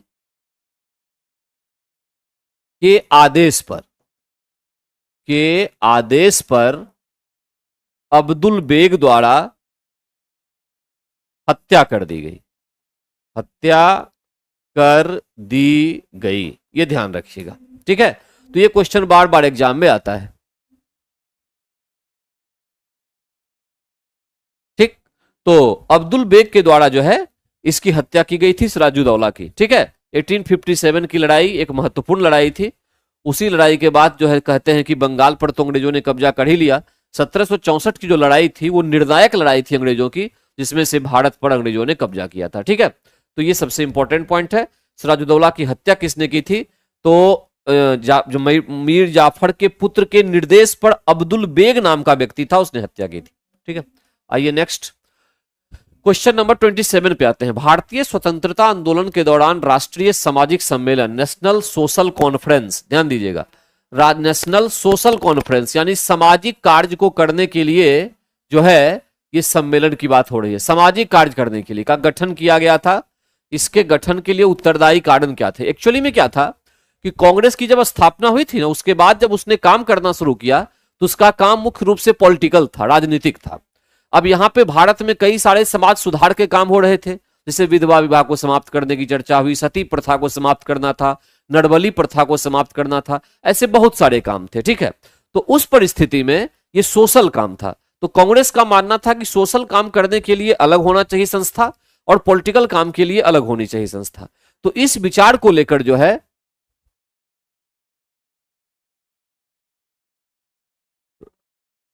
इस विचार को लेकर कांग्रेस जो है उसने अपने कार्यक्रम में यह फैसला किया, निर्णय लिया कि सामाजिक सुधार के लिए अलग से एक नेशनल सोशल कॉन्फ्रेंस को स्थापित किया जाएगा। एक्चुअल कहानी ये थी। अब मैं जरा क्वेश्चन देख लूं कि पूछा क्या जा रहा है, इसके गठन के लिए उत्तरदायी क्या कारण थे। कारण वही था कि कांग्रेस खुद सामाजिक कार्य पॉलिटिकल तरीके से राजनीतिक कार्य करती थी, तो उसे लगा कि हम एक अलग से सामाजिक संस्था स्थापित कर सकते हैं, ठीक है। तो बंगाल क्षेत्र के विभिन्न सामाजिक सुधार समूह संगठन किसी एक पर एकत्रित होकर व्यापक हित में मांग पत्र सरकार को समझ नहीं। भारतीय राष्ट्रीय कांग्रेस अपने कार्यक्रम में सामाजिक सुधारों को रखना चाहती थी, इसलिए प्रस्तुत उद्देश्य के लिए उसने अलग से संघ बनाने का सुझाव दिया। यह बहुत हद तक करेक्ट आंसर होगा बी, ठीक है। हालांकि सी देख लें, बहराम जी मलबारी रमजी रजिस्टर किया कि देश समस्त सामाजिक सुधार समूह का संगठन नहीं है। करेक्ट आंसर इसका बी है। कांग्रेस सामाजिक सुधार चाहती थी, लेकिन कांग्रेस खुद पॉलिटिकल संस्था थी, तो वो अपने में से नहीं बल्कि अलग से चाह रही थी कोई संस्था हो और सही तरीके से कार्य को करे, तो इसलिए ये पॉइंट था। तो करेक्ट आंसर हमारे पास आ गया बी, ठीक है। कांग्रेस 1885 इसकी स्थापना होती है, ठीक है। स्थापना ए ओ ह्यूम के द्वारा की जाती है, जो एक सिविल अधिकारी हैं, सिविल सेवानिवृत्त रिटायर्ड अंग्रेज अधिकारी थे, अधिकारी हैं। ध्यान रखिएगा एक बात और, एओ ह्यूम कांग्रेस के प्रथम सचिव भी हैं। लगभग 10 सालों तक उन्होंने कांग्रेस के सेक्रेटरी का पोस्ट संभाला। कांग्रेस के प्रथम अध्यक्ष की चर्चा बार बार होती है, WC बनर्जी सब लोगों को याद रहता है, लेकिन ये याद रखना है कि जिस व्यक्ति ने कांग्रेस की स्थापना की, एओ ह्यूम ने, वो व्यक्ति लगभग 9-10 सालों तक जो है वो कांग्रेस के सचिव के रूप में रहा, सेक्रेटरी के रूप में रहा। तो कांग्रेस के प्रथम सचिव कौन? तो एओ ह्यूम, ठीक है। इस बात को ध्यान रखिएगा, एओ ह्यूम। फर्स्ट मीटिंग में 72 प्रतिनिधि। अब इसमें क्वेश्चन पूछेगा बिहार से कितने प्रतिनिधि, बिहार से कितने प्रतिनिधि? 0। अभी तक की जानकारी के मुताबिक 0, कोई नहीं था इसमें से, फर्स्ट में से, ठीक है। 72 में से बिहार से कोई नहीं था, करेक्ट। ध्यान रखिएगा इसका, बिल्कुल 0 आंसर। ओके, आगे चलते हैं इसमें से क्वेश्चन नंबर 28 में से।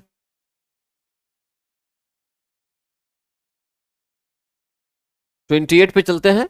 भारत में 19वीं सदी के जनजातीय विद्रोह के लिए निम्नलिखित में से कौन से तत्व ने साझा कारण मुहैया किया? देखिए, जनजातीय विद्रोह जो है भारत में शेड्यूल ट्राइब्स का विद्रोह बहुत सारा हुआ था, एक से अधिक। जैसे कोल विद्रोह हुआ, कोल विद्रोह, 1830-32 के आसपास ये विद्रोह चला, कोल विद्रोह। ठीक है, इसमें गंगा नारायण की प्रमुख भूमिका थी। गंगा नारायण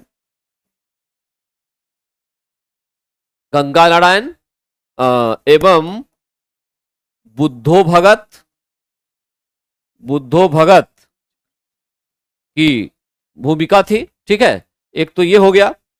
उसी तरह से फिर एक खोंड विद्रोह हुआ था,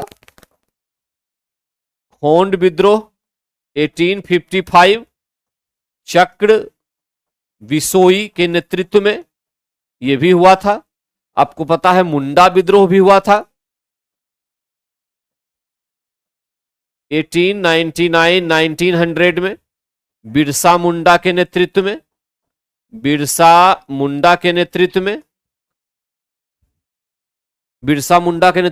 मुंडा विद्रोह। संथाल विद्रोह भी हुआ था, संथाल विद्रोह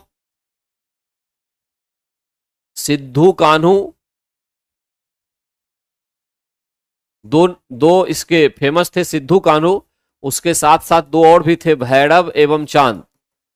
सिद्धू कान्हू भाई थे, भैरव चांद, ये सब। संथाल विद्रोह 1855 में। ठीक है, इस प्रकार से बहुत खासी विद्रोह हुआ था। इस प्रकार से बहुत सारे विद्रोह हुए थे। इन सभी विद्रोहों का कारण 2-3 था। एक, अंग्रेज चले गए थे, इन लोगों में जमींदार महाजन सब उनके जनजातीय क्षेत्रों में जा रहे थे, उनसे रिश्वत, उनसे काफी अधिक मात्रा में बिचौलिए की भूमिका बहुत अधिक होने लगी थी। ठीक है, पहला उनके जमीन से उनको बेदखल करना, ये सबसे बड़ा पॉइंट था। ठीक है, उसके साथ साथ भू राजस्व की नई नई प्रणाली ला रहे थे, और जो आदिवासी समझ रहे थे उनका पहाड़ उनका जमीन है उससे छीनते जा रहे थे। ये सारे कारण एक एक करके सारे इंपॉर्टेंट थे, जिसकी वजह से 19वीं सदी का जनजातीय आंदोलन हुआ था। ठीक है, इसमें भू राजस्व की नई प्रणाली ये भी होगा, जनजातीय समुदाय की प्राचीन भूमि संबंधी व्यवस्था का जो पूरी तरह से बर्बाद कर दिया गया था उसको, वो था। बिचौलियों के रूप में बड़ी संख्या में लोग आए, ये भी था। करेक्ट आंसर 1 से अधिक, डी सबसे करेक्ट आंसर इसका है, 1 से अधिक। ठीक है, करेक्ट आंसर होगा डी। चलिए 28 के बाद आते हैं 29 पे। 1857 का विद्रोह मुख्यतः किस कारण से असफल रहा? बहुत सिंपल सी बात है, बहुत बार चर्चा हो चुकी है इसकी। सबसे बड़ी बात है किसी योजना का नहीं होना और केंद्रीय संगठन की कमी। ठीक है, किसी समान योजना और केंद्रीय संगठन की कमी, कोई योजना नहीं थी, अचानक ये विद्रोह हुआ, और कोई केंद्रीय नेतृत्व, कोई नेता नहीं था, इसलिए विद्रोह हुआ। ठीक है, अदरवाइज ये सक्सेस होता। 1857 के विद्रोह में सभ्यता एवं बर्बरता का संघर्ष, टी.आर. होम्स ने कहा था, टी.आर. होम्स का यह कहना था कि सभ्यता और बर्बरता का संघर्ष था। ठीक है, टी.आर. होम्स ने इस बात को कहा था, याद रखिएगा इसको। ठीक, वी.डी. सावरकर ने क्या कहा था?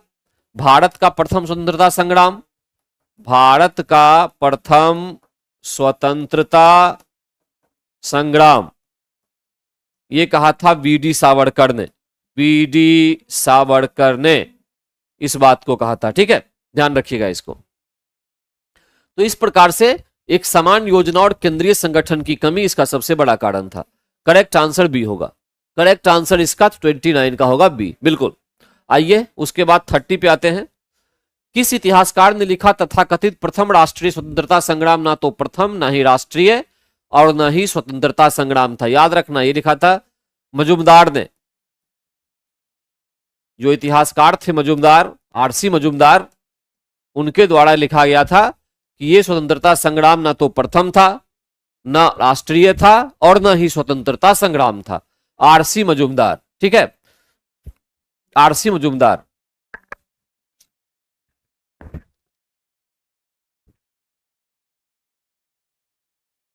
सिपॉय म्यूटनी 1857, रिवॉल्ट या रिवॉल्ट 1857, ये बुक भी जो है, ये बुक लिखी गई है किसके द्वारा? आरसी मजुमदार के द्वारा। सिपॉय म्यूटनी याद रखिएगा, रिवॉल्ट 1857, ये लिखी गई है आरसी मजुमदार के द्वारा। एक बुक केवल 1857 नामक पुस्तक, केवल 1857 नामक पुस्तक एस.एन. सेन के द्वारा लिखी गई। एस.एन. सेन ने लिखी एस एन सेन ने लिखी थी।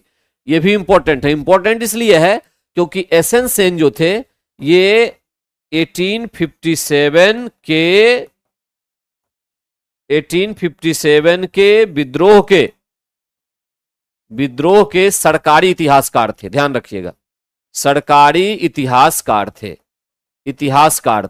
ठीक, उस समय सरकार ने उसी बातों को माना जो उन्होंने लिखा या जो उनको द्वारा लिखवाया गया होगा सरकार के द्वारा, वही इंपॉर्टेंट था। तो इस तरह से 1857 नामक पुस्तक जो है ये लिखा गया है एस एन सेन के द्वारा। वेरी वेरी इंपॉर्टेंट है, इसको ध्यान रखना है। ठीक है, 1857 अ ग्रेट रिवॉल्ट, यह भी एक पुस्तक आता है 1857 a great revolt. Ashok Mehta ने इस पुस्तक को लिखा। इस पे भी क्वेश्चन एग्जाम में बन चुका है, ध्यान रखिएगा। अशोक मेहता, ये सारे करेक्ट आंसर हैं। ठीक है, तो अब आते हैं नेक्स्ट पे, क्वेश्चन नंबर 31 पे। अब सूची बनाना है, उसी 1857 वाला ही लग रहा है ये। ठीक है, झांसी की रानी लक्ष्मीबाई, फतेहपुर अजीमुल्ला, मथुरा देवी सिंह, संभलपुर 4। इसका मतलब A1 B2 C3 correct answer A है। इसका करेक्ट आंसर ए है। ठीक है, यहां फतेहपुर अजीमुल्ला, और ध्यान रखिएगा कि एक फतेहाबाद यहां था, फतेहाबाद, जहां पे अहमदुल्ला थे, अहमदुल्ला। ठीक है, ये अंग्रेजों के सबसे बड़े दुश्मन यही थे, अहमदुल्ला ही थे। ठीक ना, एक पॉइंट तो याद रखना है। उसके बाद जो बेगम हजरत महल थी, हजरत महल, ये लखनऊ, नाना साहब जो थे साहब, ये थे कानपुर। ठीक है, इनके सेनापति थे नाना साहब के तात्या टोपे। ठीक है, ये ध्यान रखिएगा। इतने पॉइंट्स आपको याद रखने हैं। आगे चलते हैं क्वेश्चन नंबर 32 पर। उसके पहले ये पीआरटी का 1 से 5 तक का जो बैच है ये 24 अप्रैल से चालू है। फास्ट ट्रैक बैच है, 499 इसकी फीस है। आप चाहें तो इसको परचेज कर सकते हैं। ठीक है, ये ऑनलाइन ऑफलाइन दोनों अवेलेबल है। नेक्स्ट पे आते हैं, क्वेश्चन नंबर 32। निम्नलिखित में से किस पर कुछ इतिहासकारों ने 1857 के विद्रोह के दौरान अंग्रेजों के साथ मिलकर षड्यंत्र रचने का आरोप लगाया? देखिए, इसमें से क्या था कि जब 10 मई 1857 को, ठीक है, 1857 को मेरठ में विद्रोह हुआ, तो उसके बाद ये सारे लोग जो विद्रोही सिपाही थे वो आ गए दिल्ली आए। कब आए दिल्ली? 11 मई को, 11 मई 1857 को ये लोग दिल्ली आए और वहां पे इन्होंने बहादुर शाह को अपना नेता चुना। बहादुर शाह को अपना नेता चुना। ठीक है, जिसका सेनापति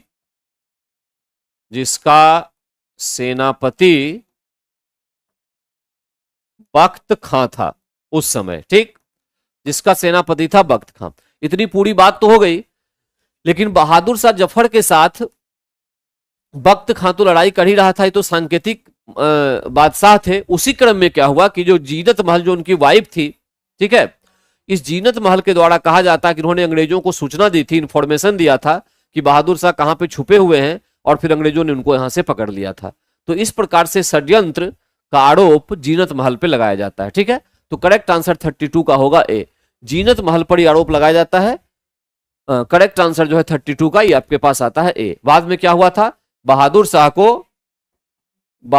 शाह को जीनत महल के साथ, यानी उनकी वाइफ के साथ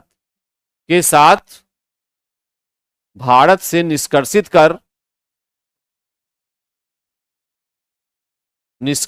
कर वर्मा, अभी का म्यांमार भेजा गया, जहां पे उसकी मृत्यु हो गई,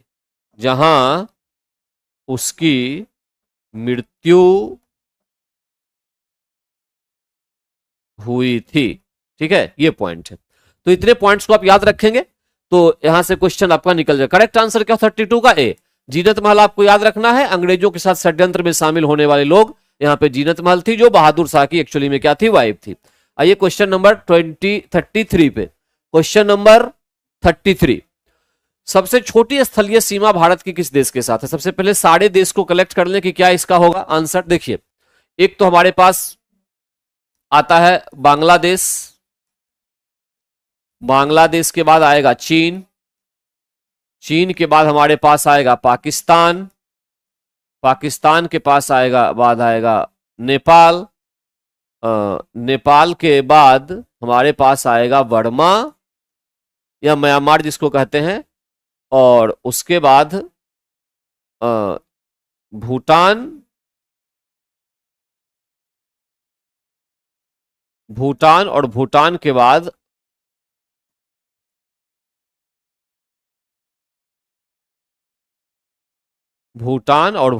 बाद आएगा अफगानिस्तान, अफगानिस्तान। ठीक है, तो यहां से आपको पता चल गया होगा कि हमारे जो देश इंडिया के साथ कितने देशों का बॉर्डर लग रहा है। बांग्लादेश, चीन, पाकिस्तान, नेपाल, बर्मा, भूटान और अफगानिस्तान। 1 2 3 4 5 6 7 7 देश हैं जिससे सीमा लगती है हमारे देशों की। 7 में से सबसे बड़ी सीमा बांग्लादेश के साथ लगती है, ठीक है, सबसे छोटी अफगानिस्तान के साथ लगती है। केवल लद्दाख का इलाका इसमें शामिल है, एक जो केंद्र शासित प्रदेश है लद्दाख, केवल वही अफगानिस्तान के साथ जुड़ा हुआ है, और मात्र है वो 106 किलोमीटर, मात्र 106 किलोमीटर का लद्दाख का इलाका है। ठीक है, 106 किलोमीटर का, और यही जो है बेसिकली जुड़ा हुआ है, और कोई नहीं है इसमें से।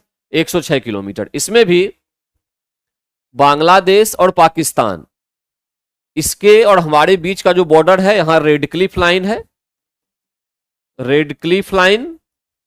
ठीक है, ध्यान दीजिएगा, चीन के लिए और भारत के बीच, चीन भारत के मध्य मैकमोहन रेखा होती है, मैकमोहन रेखा होती है, यह भी ध्यान दीजिएगा, मैकमोहन रेखा। और एक जो अफगानिस्तान हो गया, अफगानिस्तान भारत के मध्य, भारत के मध्य डुरंड रेखा होती है, डुरंड रेखा, रेखा होती है। ठीक है, तो इतने पॉइंट्स आपको याद रखने हैं। ठीक है, हाँ, 106 किलोमीटर का अफगानिस्तान के साथ लगता है, सबसे छोटा होता है। आगे चलिए, क्वेश्चन नंबर 34 पे चलते हैं। भारत को निम्नलिखित भौतिक प्रदेशों में विभाजित किया जा सकता है। फिजिकली इंडिया को डिवाइड करने की बात हो रही है यहां पर। भौतिक का मतलब यहां होता है physically division, physical division, division of India. ठीक है, इसकी बात अगर करें तो इसमें कई चीजें होती है। स्थान का मैदान, पर्वतीय प्रदेश, हिमानी, नदी घाटी प्रदेश, हिमालय। सी पे आइए, उत्तर 2 है, ये भी है, उत्तरी पर्वतीय प्रदेश, हिमालयन रीजन, एक तो ये हो गया हिमालयन। मैदानी, गंगा का मैदान, गंगा का जो विस्तृत मैदान है, ये दक्षिणी प्रायद्वीपीय प्रदेश यानी दक्कन का पठार जो हो गया, का पठारी प्रदेश जो हो गया, पूरा साउथ इंडिया इसमें आ गया। और सागर तटीय प्रदेश, जो समुद्र तटीय प्रदेश है। ठीक है, सबसे करेक्ट आंसर हमारे पास आएगा क्या? सी। सबसे जो करेक्ट आंसर है वो हमारे पास आएगा सी। ठीक, करेक्ट जो आंसर है वो सी, क्योंकि ये सारी चीजें अगर हम देखें तो ये पूरे होल इंडिया को रिप्रेजेंट कर रहा है। पूरे भारत में का जो भौतिक प्रदेश है वो यहां पर आता है। इसमें से क्वेश्चन आ सकता है कि संपूर्ण जो भारत का भौतिक प्रदेश है वहां पर सबसे अधिक जनसंख्या की बसावट या सघनता सबसे ज्यादा कहां पाई जाती है? तो गंगा जो का जो मैदान है जो ये, ठीक है, और ब्रह्मपुत्रा का भी ऐड कर दें तो उसका जो विस्तृत मैदान है वहां पर सबसे अधिक जो है जनसंख्या बसावट है। जनसंख्या बसावट सबसे अधिक है, सबसे अधिक है। ठीक है, जनसंख्या बसावट सबसे अधिक है। करेक्ट, 34 का करेक्ट आंसर हुआ हमारे पास सी, 34 सी। अब आते हैं 35 पे। भारत में किस जलप्रपात को लोकप्रिय रूप से नियाग्रा जलप्रपात के तौर पर जाना जाता है?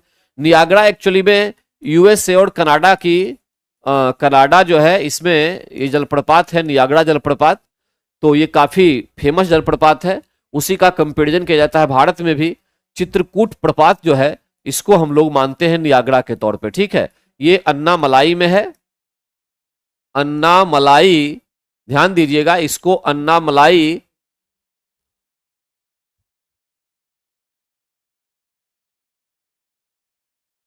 ये अन्नामलाई नहीं हुआ, तो ये चित्रकूट जलप्रपात है, ठीक है, इसको हम लोग नियाग्रा के नाम से जानते हैं। ये करेक्ट आंसर है। 35 का करेक्ट आंसर यहां पे हो गया बी, नियाग्रा। कौन? तो ये चित्रकूट जलप्रपात, ठीक है, इस तरह से। अब इसमें जलप्रपात की बात अगर चली है तो कई सारे जलप्रपात तो ऐसे भी होते हैं, जैसे शिव समुद्रम है, ये भी एक फेमस है। शिव समुद्रम जलप्रपात जो है ये कावेरी नदी पर है। कावेरी नदी कहां? कर्नाटका में है, कर्नाटका में, ठीक है। कर्नाटका में एक जोग जलप्रपात भी है, ये भी फेमस है। जोग शरावती नदी पर, शरावती नदी पर है, ये भी कर्नाटका में है, कर्नाटका में है जोग जलप्रपात, ठीक है, ये भी ध्यान रखेंगे। धुआंधार, धुआंधार जलप्रपात जो है ये नर्मदा नदी पर है, नर्मदा एमपी में, मध्य प्रदेश में। दूध सागर जलप्रपात मांडवी नदी पर है, गोवा में। ऐसे बहुत सारे जलप्रपात हैं, ठीक है। लेकिन जो चित्रकूट का जलप्रपात है इसको हम न्यागड़ा जलप्रपात के तौर पे जानते हैं, ठीक है, जहां वाटरफॉल होता है। अच्छा, इस जलप्रपात में जो होता है, जब ऊपर से पानी नीचे की तरफ गिरती है, ध्यान दीजिएगा, ऊपर से पानी जब नीचे की ओर गिरेगी तो आपको पता होना चाहिए कि पानी का, जल का पोटेंशियल एनर्जी घटता है तथा काइनेटिक एनर्जी बढ़ती है। काइनेटिक एनर्जी यानी गतिज ऊर्जा बढ़ती है। ये वैसे तो साइंस का पार्ट आ गया, लेकिन याद रखना है, क्वेश्चन एग्जाम में एक आया हुआ था, इसलिए मेरे दिमाग में आ गया अभी। ऊपर से नीचे जब पानी गिरेगी तो जल का पोटेंशियल एनर्जी घटेगा और काइनेटिक एनर्जी, गतिज ऊर्जा उसकी क्या होगी? बढ़ जाएगी। वही गतिज ऊर्जा वहां हीट के रूप में निकलती है, उष्मा के रूप में निकलती है, ठीक है, ये पॉइंट होता है। आगे चलते हैं क्वेश्चन नंबर 36 पे। यद्यपि भारत का केवल दक्षिणी भाग उष्ण कटिबंध में स्थित है, तथापि संपूर्ण भारत की जलवायु उष्ण कटिबंधीय क्यों होती है? देखिए, बात सही कह रहा है कि हम लोग अगर देखें तो भूमध्य रेखा ये जो 0 डिग्री है उसके निकट अगर देखा जाए तो बेसिकली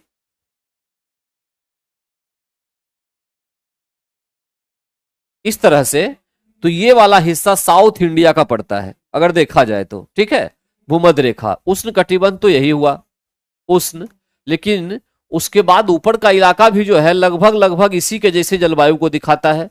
इसके पीछे कारण होती है हिमालय पर्वत। हिमालय पर्वत जो यूरोप से आने वाली ठंडी हवाएं होती है उसको सीधे सीधे वो रोक देती है। रोकने के कारण से यहाँ पे किसी चीज का प्रभाव पड़ नहीं पाता है और फिर यही वाली जलवायु हमें कॉमन रूप से दिख जाती है। अगर हिमालय नहीं होती और यूरोप की ठंडी हवाएं हमारे पास पहुंचती तो यहाँ का मौसम कुछ और होता, उसका असर यहाँ भी पड़ता, लेकिन दोनों बिल्कुल अलग होते, ठीक है। लेकिन दोनों का एक ही प्रकार से जलवायु दिखाना ये हिमालय की वजह से होता है, ठीक। ऊंची हिमालय पर्वत श्रेणियां उत्तर ठंडी हवाओं से इसकी रक्षा करती है। उत्तरी ठंडी हवा मतलब यूरोप से आने वाली हवा, यूरोप से आने वाली जो ठंडी हवा है उससे रक्षा करती है, ठीक है, करेक्ट, ये क्वेश्चन है। अब आइए उसके बाद 37 पे। निम्नलिखित में से कौन सा एक टॉप स्लिप के नाम से जाना जाता है? टॉप स्लिप, ये इंदिरा गांधी वन्यजीव अभ्यारण्य और राष्ट्रीय उद्यान जो है, करेक्ट आंसर सी है, इसको टॉप स्लिप के नाम से जानते हैं। एक्चुअली में ये इंदिरा गांधी वन्यजीव अभ्यारण्य जो है ना, ये पश्चिमी घाट में स्थित है। पश्चिमी घाट में अन्नामलाई पर्वत पर या के निकट स्थित है। इसका पुराना नाम अन्नामलाई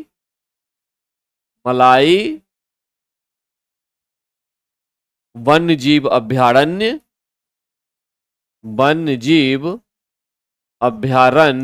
एवं राष्ट्रीय उद्यान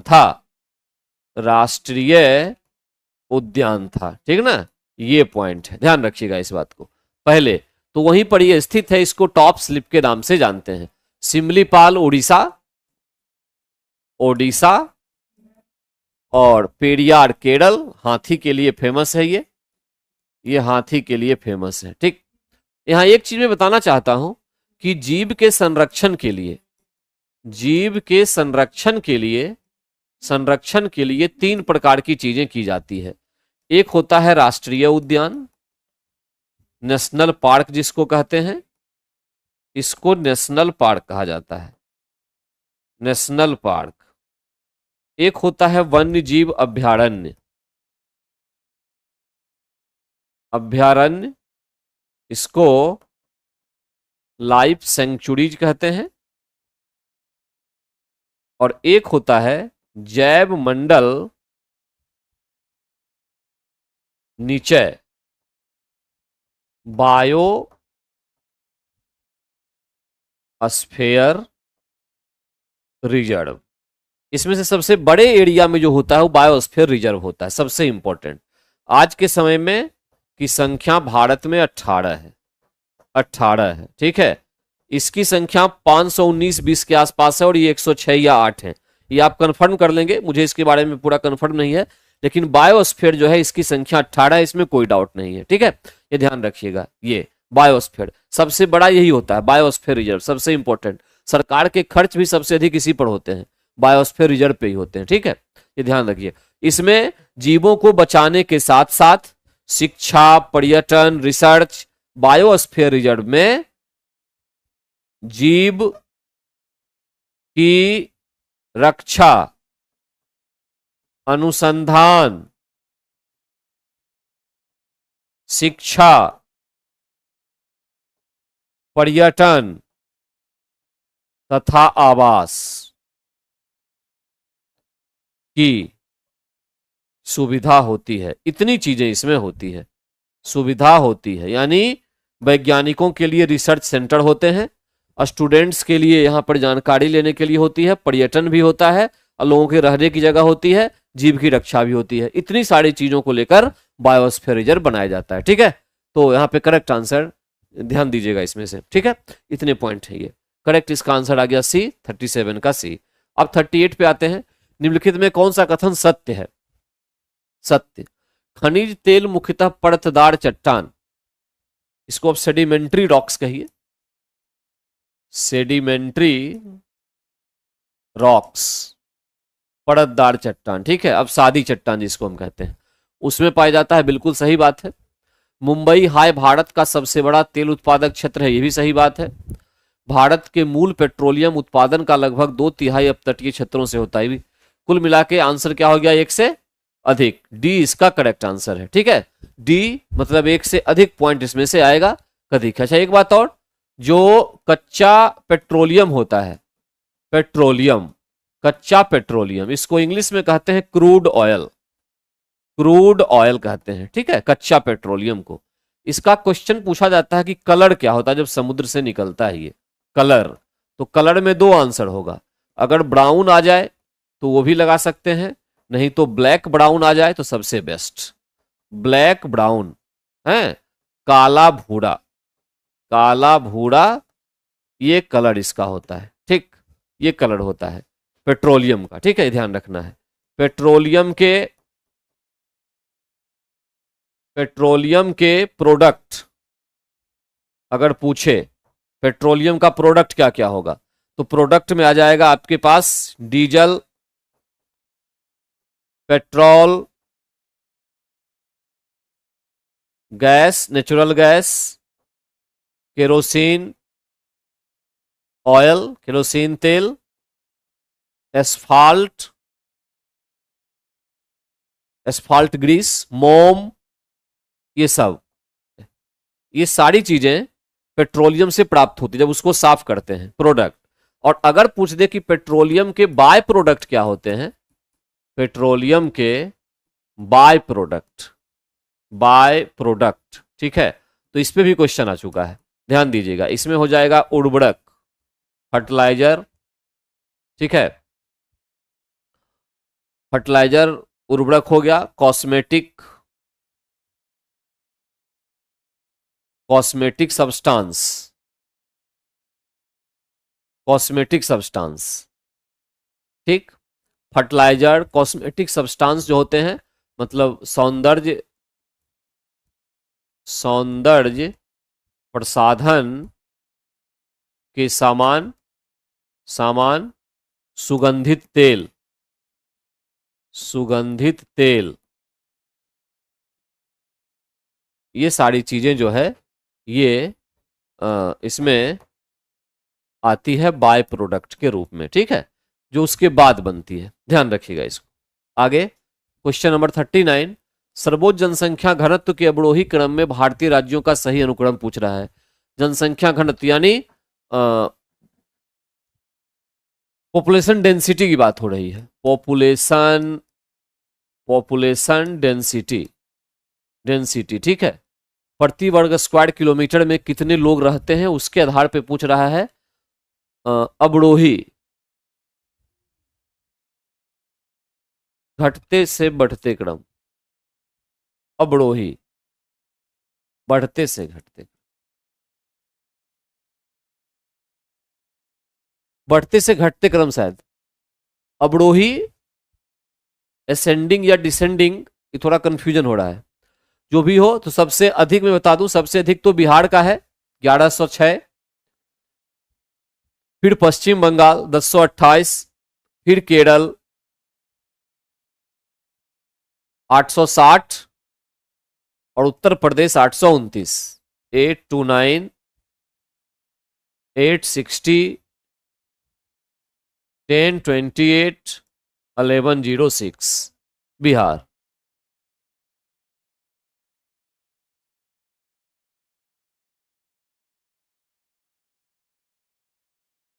तो ये इस तरह से अरेंज किया हुआ है, ठीक है। ये तो इसमें से असेंडिंग या डिसेंडिंग मुझे कंफ्यूजन है, इसको याद रखिएगा। बिहार, पश्चिम बंगाल, केरल, उत्तर प्रदेश। अवरोही का मतलब बढ़ते से घटते होता है, घटते से बढ़ते होता है, कंफ्यूजन में है, ठीक है। होता क्या है, अगर ये बढ़ते से घटते हो रहा है तब तो सी आंसर सही है, अवरोही पूछ रहा है।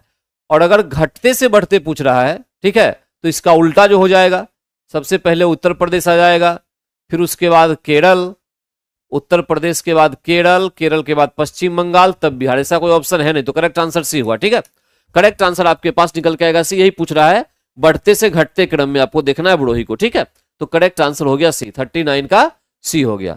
और 40 पे आइए, निम्नलिखित राज्यों पर विचार करें। पंजाब, उत्तर प्रदेश, आंध्र प्रदेश, पश्चिम बंगाल। भारत में चावल उत्पादक राज्यों के रूप में उपयुक्त फिर सही आरोही क्रम, आरोही क्रम। अवरोही बढ़ते से घटते था, आरोही घटते से बढ़ रहा है। आरोही मतलब घटते से बढ़ता है ना, बढ़ना, ठीक, इस तरह से। तो सबसे पहले सबसे कम का लेंगे और फिर सबसे अधिक। तो सबसे अधिक तो किसमें होता है, पश्चिम बंगाल में होता है, उससे आंसर निकल गया हमारा, पश्चिम बंगाल में सबसे अधिक, उससे कम उत्तर प्रदेश, कम पंजाब और आंध्र प्रदेश। तो करेक्ट आंसर इसका क्या हो जाएगा, ए। करेक्ट आंसर इसका हो जाएगा हाँ ए, बिल्कुल, ठीक है। ये याद रखना है, आरोही का मतलब हो गया यहाँ पे घटने से बढ़ना, ये दिखाना है। तो आंध्र प्रदेश में पहले इतना उत्पादन, उससे अधिक पंजाब, उससे अधिक उत्तर प्रदेश, सबसे अधिक पश्चिम बंगाल में उत्पादन होता है चावल का, ठीक है। ये बात याद रखिएगा, चावल का। गेहूं की बात अगर करें, गेहूं की बात करें तो सबसे फर्स्ट नंबर पे कौन आएगा, उत्तर प्रदेश आएगा। गेहूं में सबसे पहले नंबर पे आपका आएगा यूपी, ठीक है। ये गेहूं रबी की फसल है, रबी सबसे इंपॉर्टेंट फसल, और चावल जो है एक्चुअली में सबसे इंपॉर्टेंट खरीफ की फसल है, खरीफ की फसल है, ये ध्यान रखिएगा। ये मौसम के अकॉर्डिंग जो है, ये खरीफ और रबी के अकॉर्डिंग इसको डिवाइड किया जाता है। तो करेक्ट आंसर यहाँ पे आ गया आंध्र प्रदेश, पंजाब, उत्तर प्रदेश और पश्चिम बंगाल करेक्ट आंसर हुआ। तो आज का हम लोग डिस्कशन यहीं तक रहने देते हैं, फिर अगले क्लास में मिलेंगे, तो फिर अगले सेट 9 का डिस्कशन लेके, तब तक के लिए थैंक यू वेरी मच, ठीक है, ओके।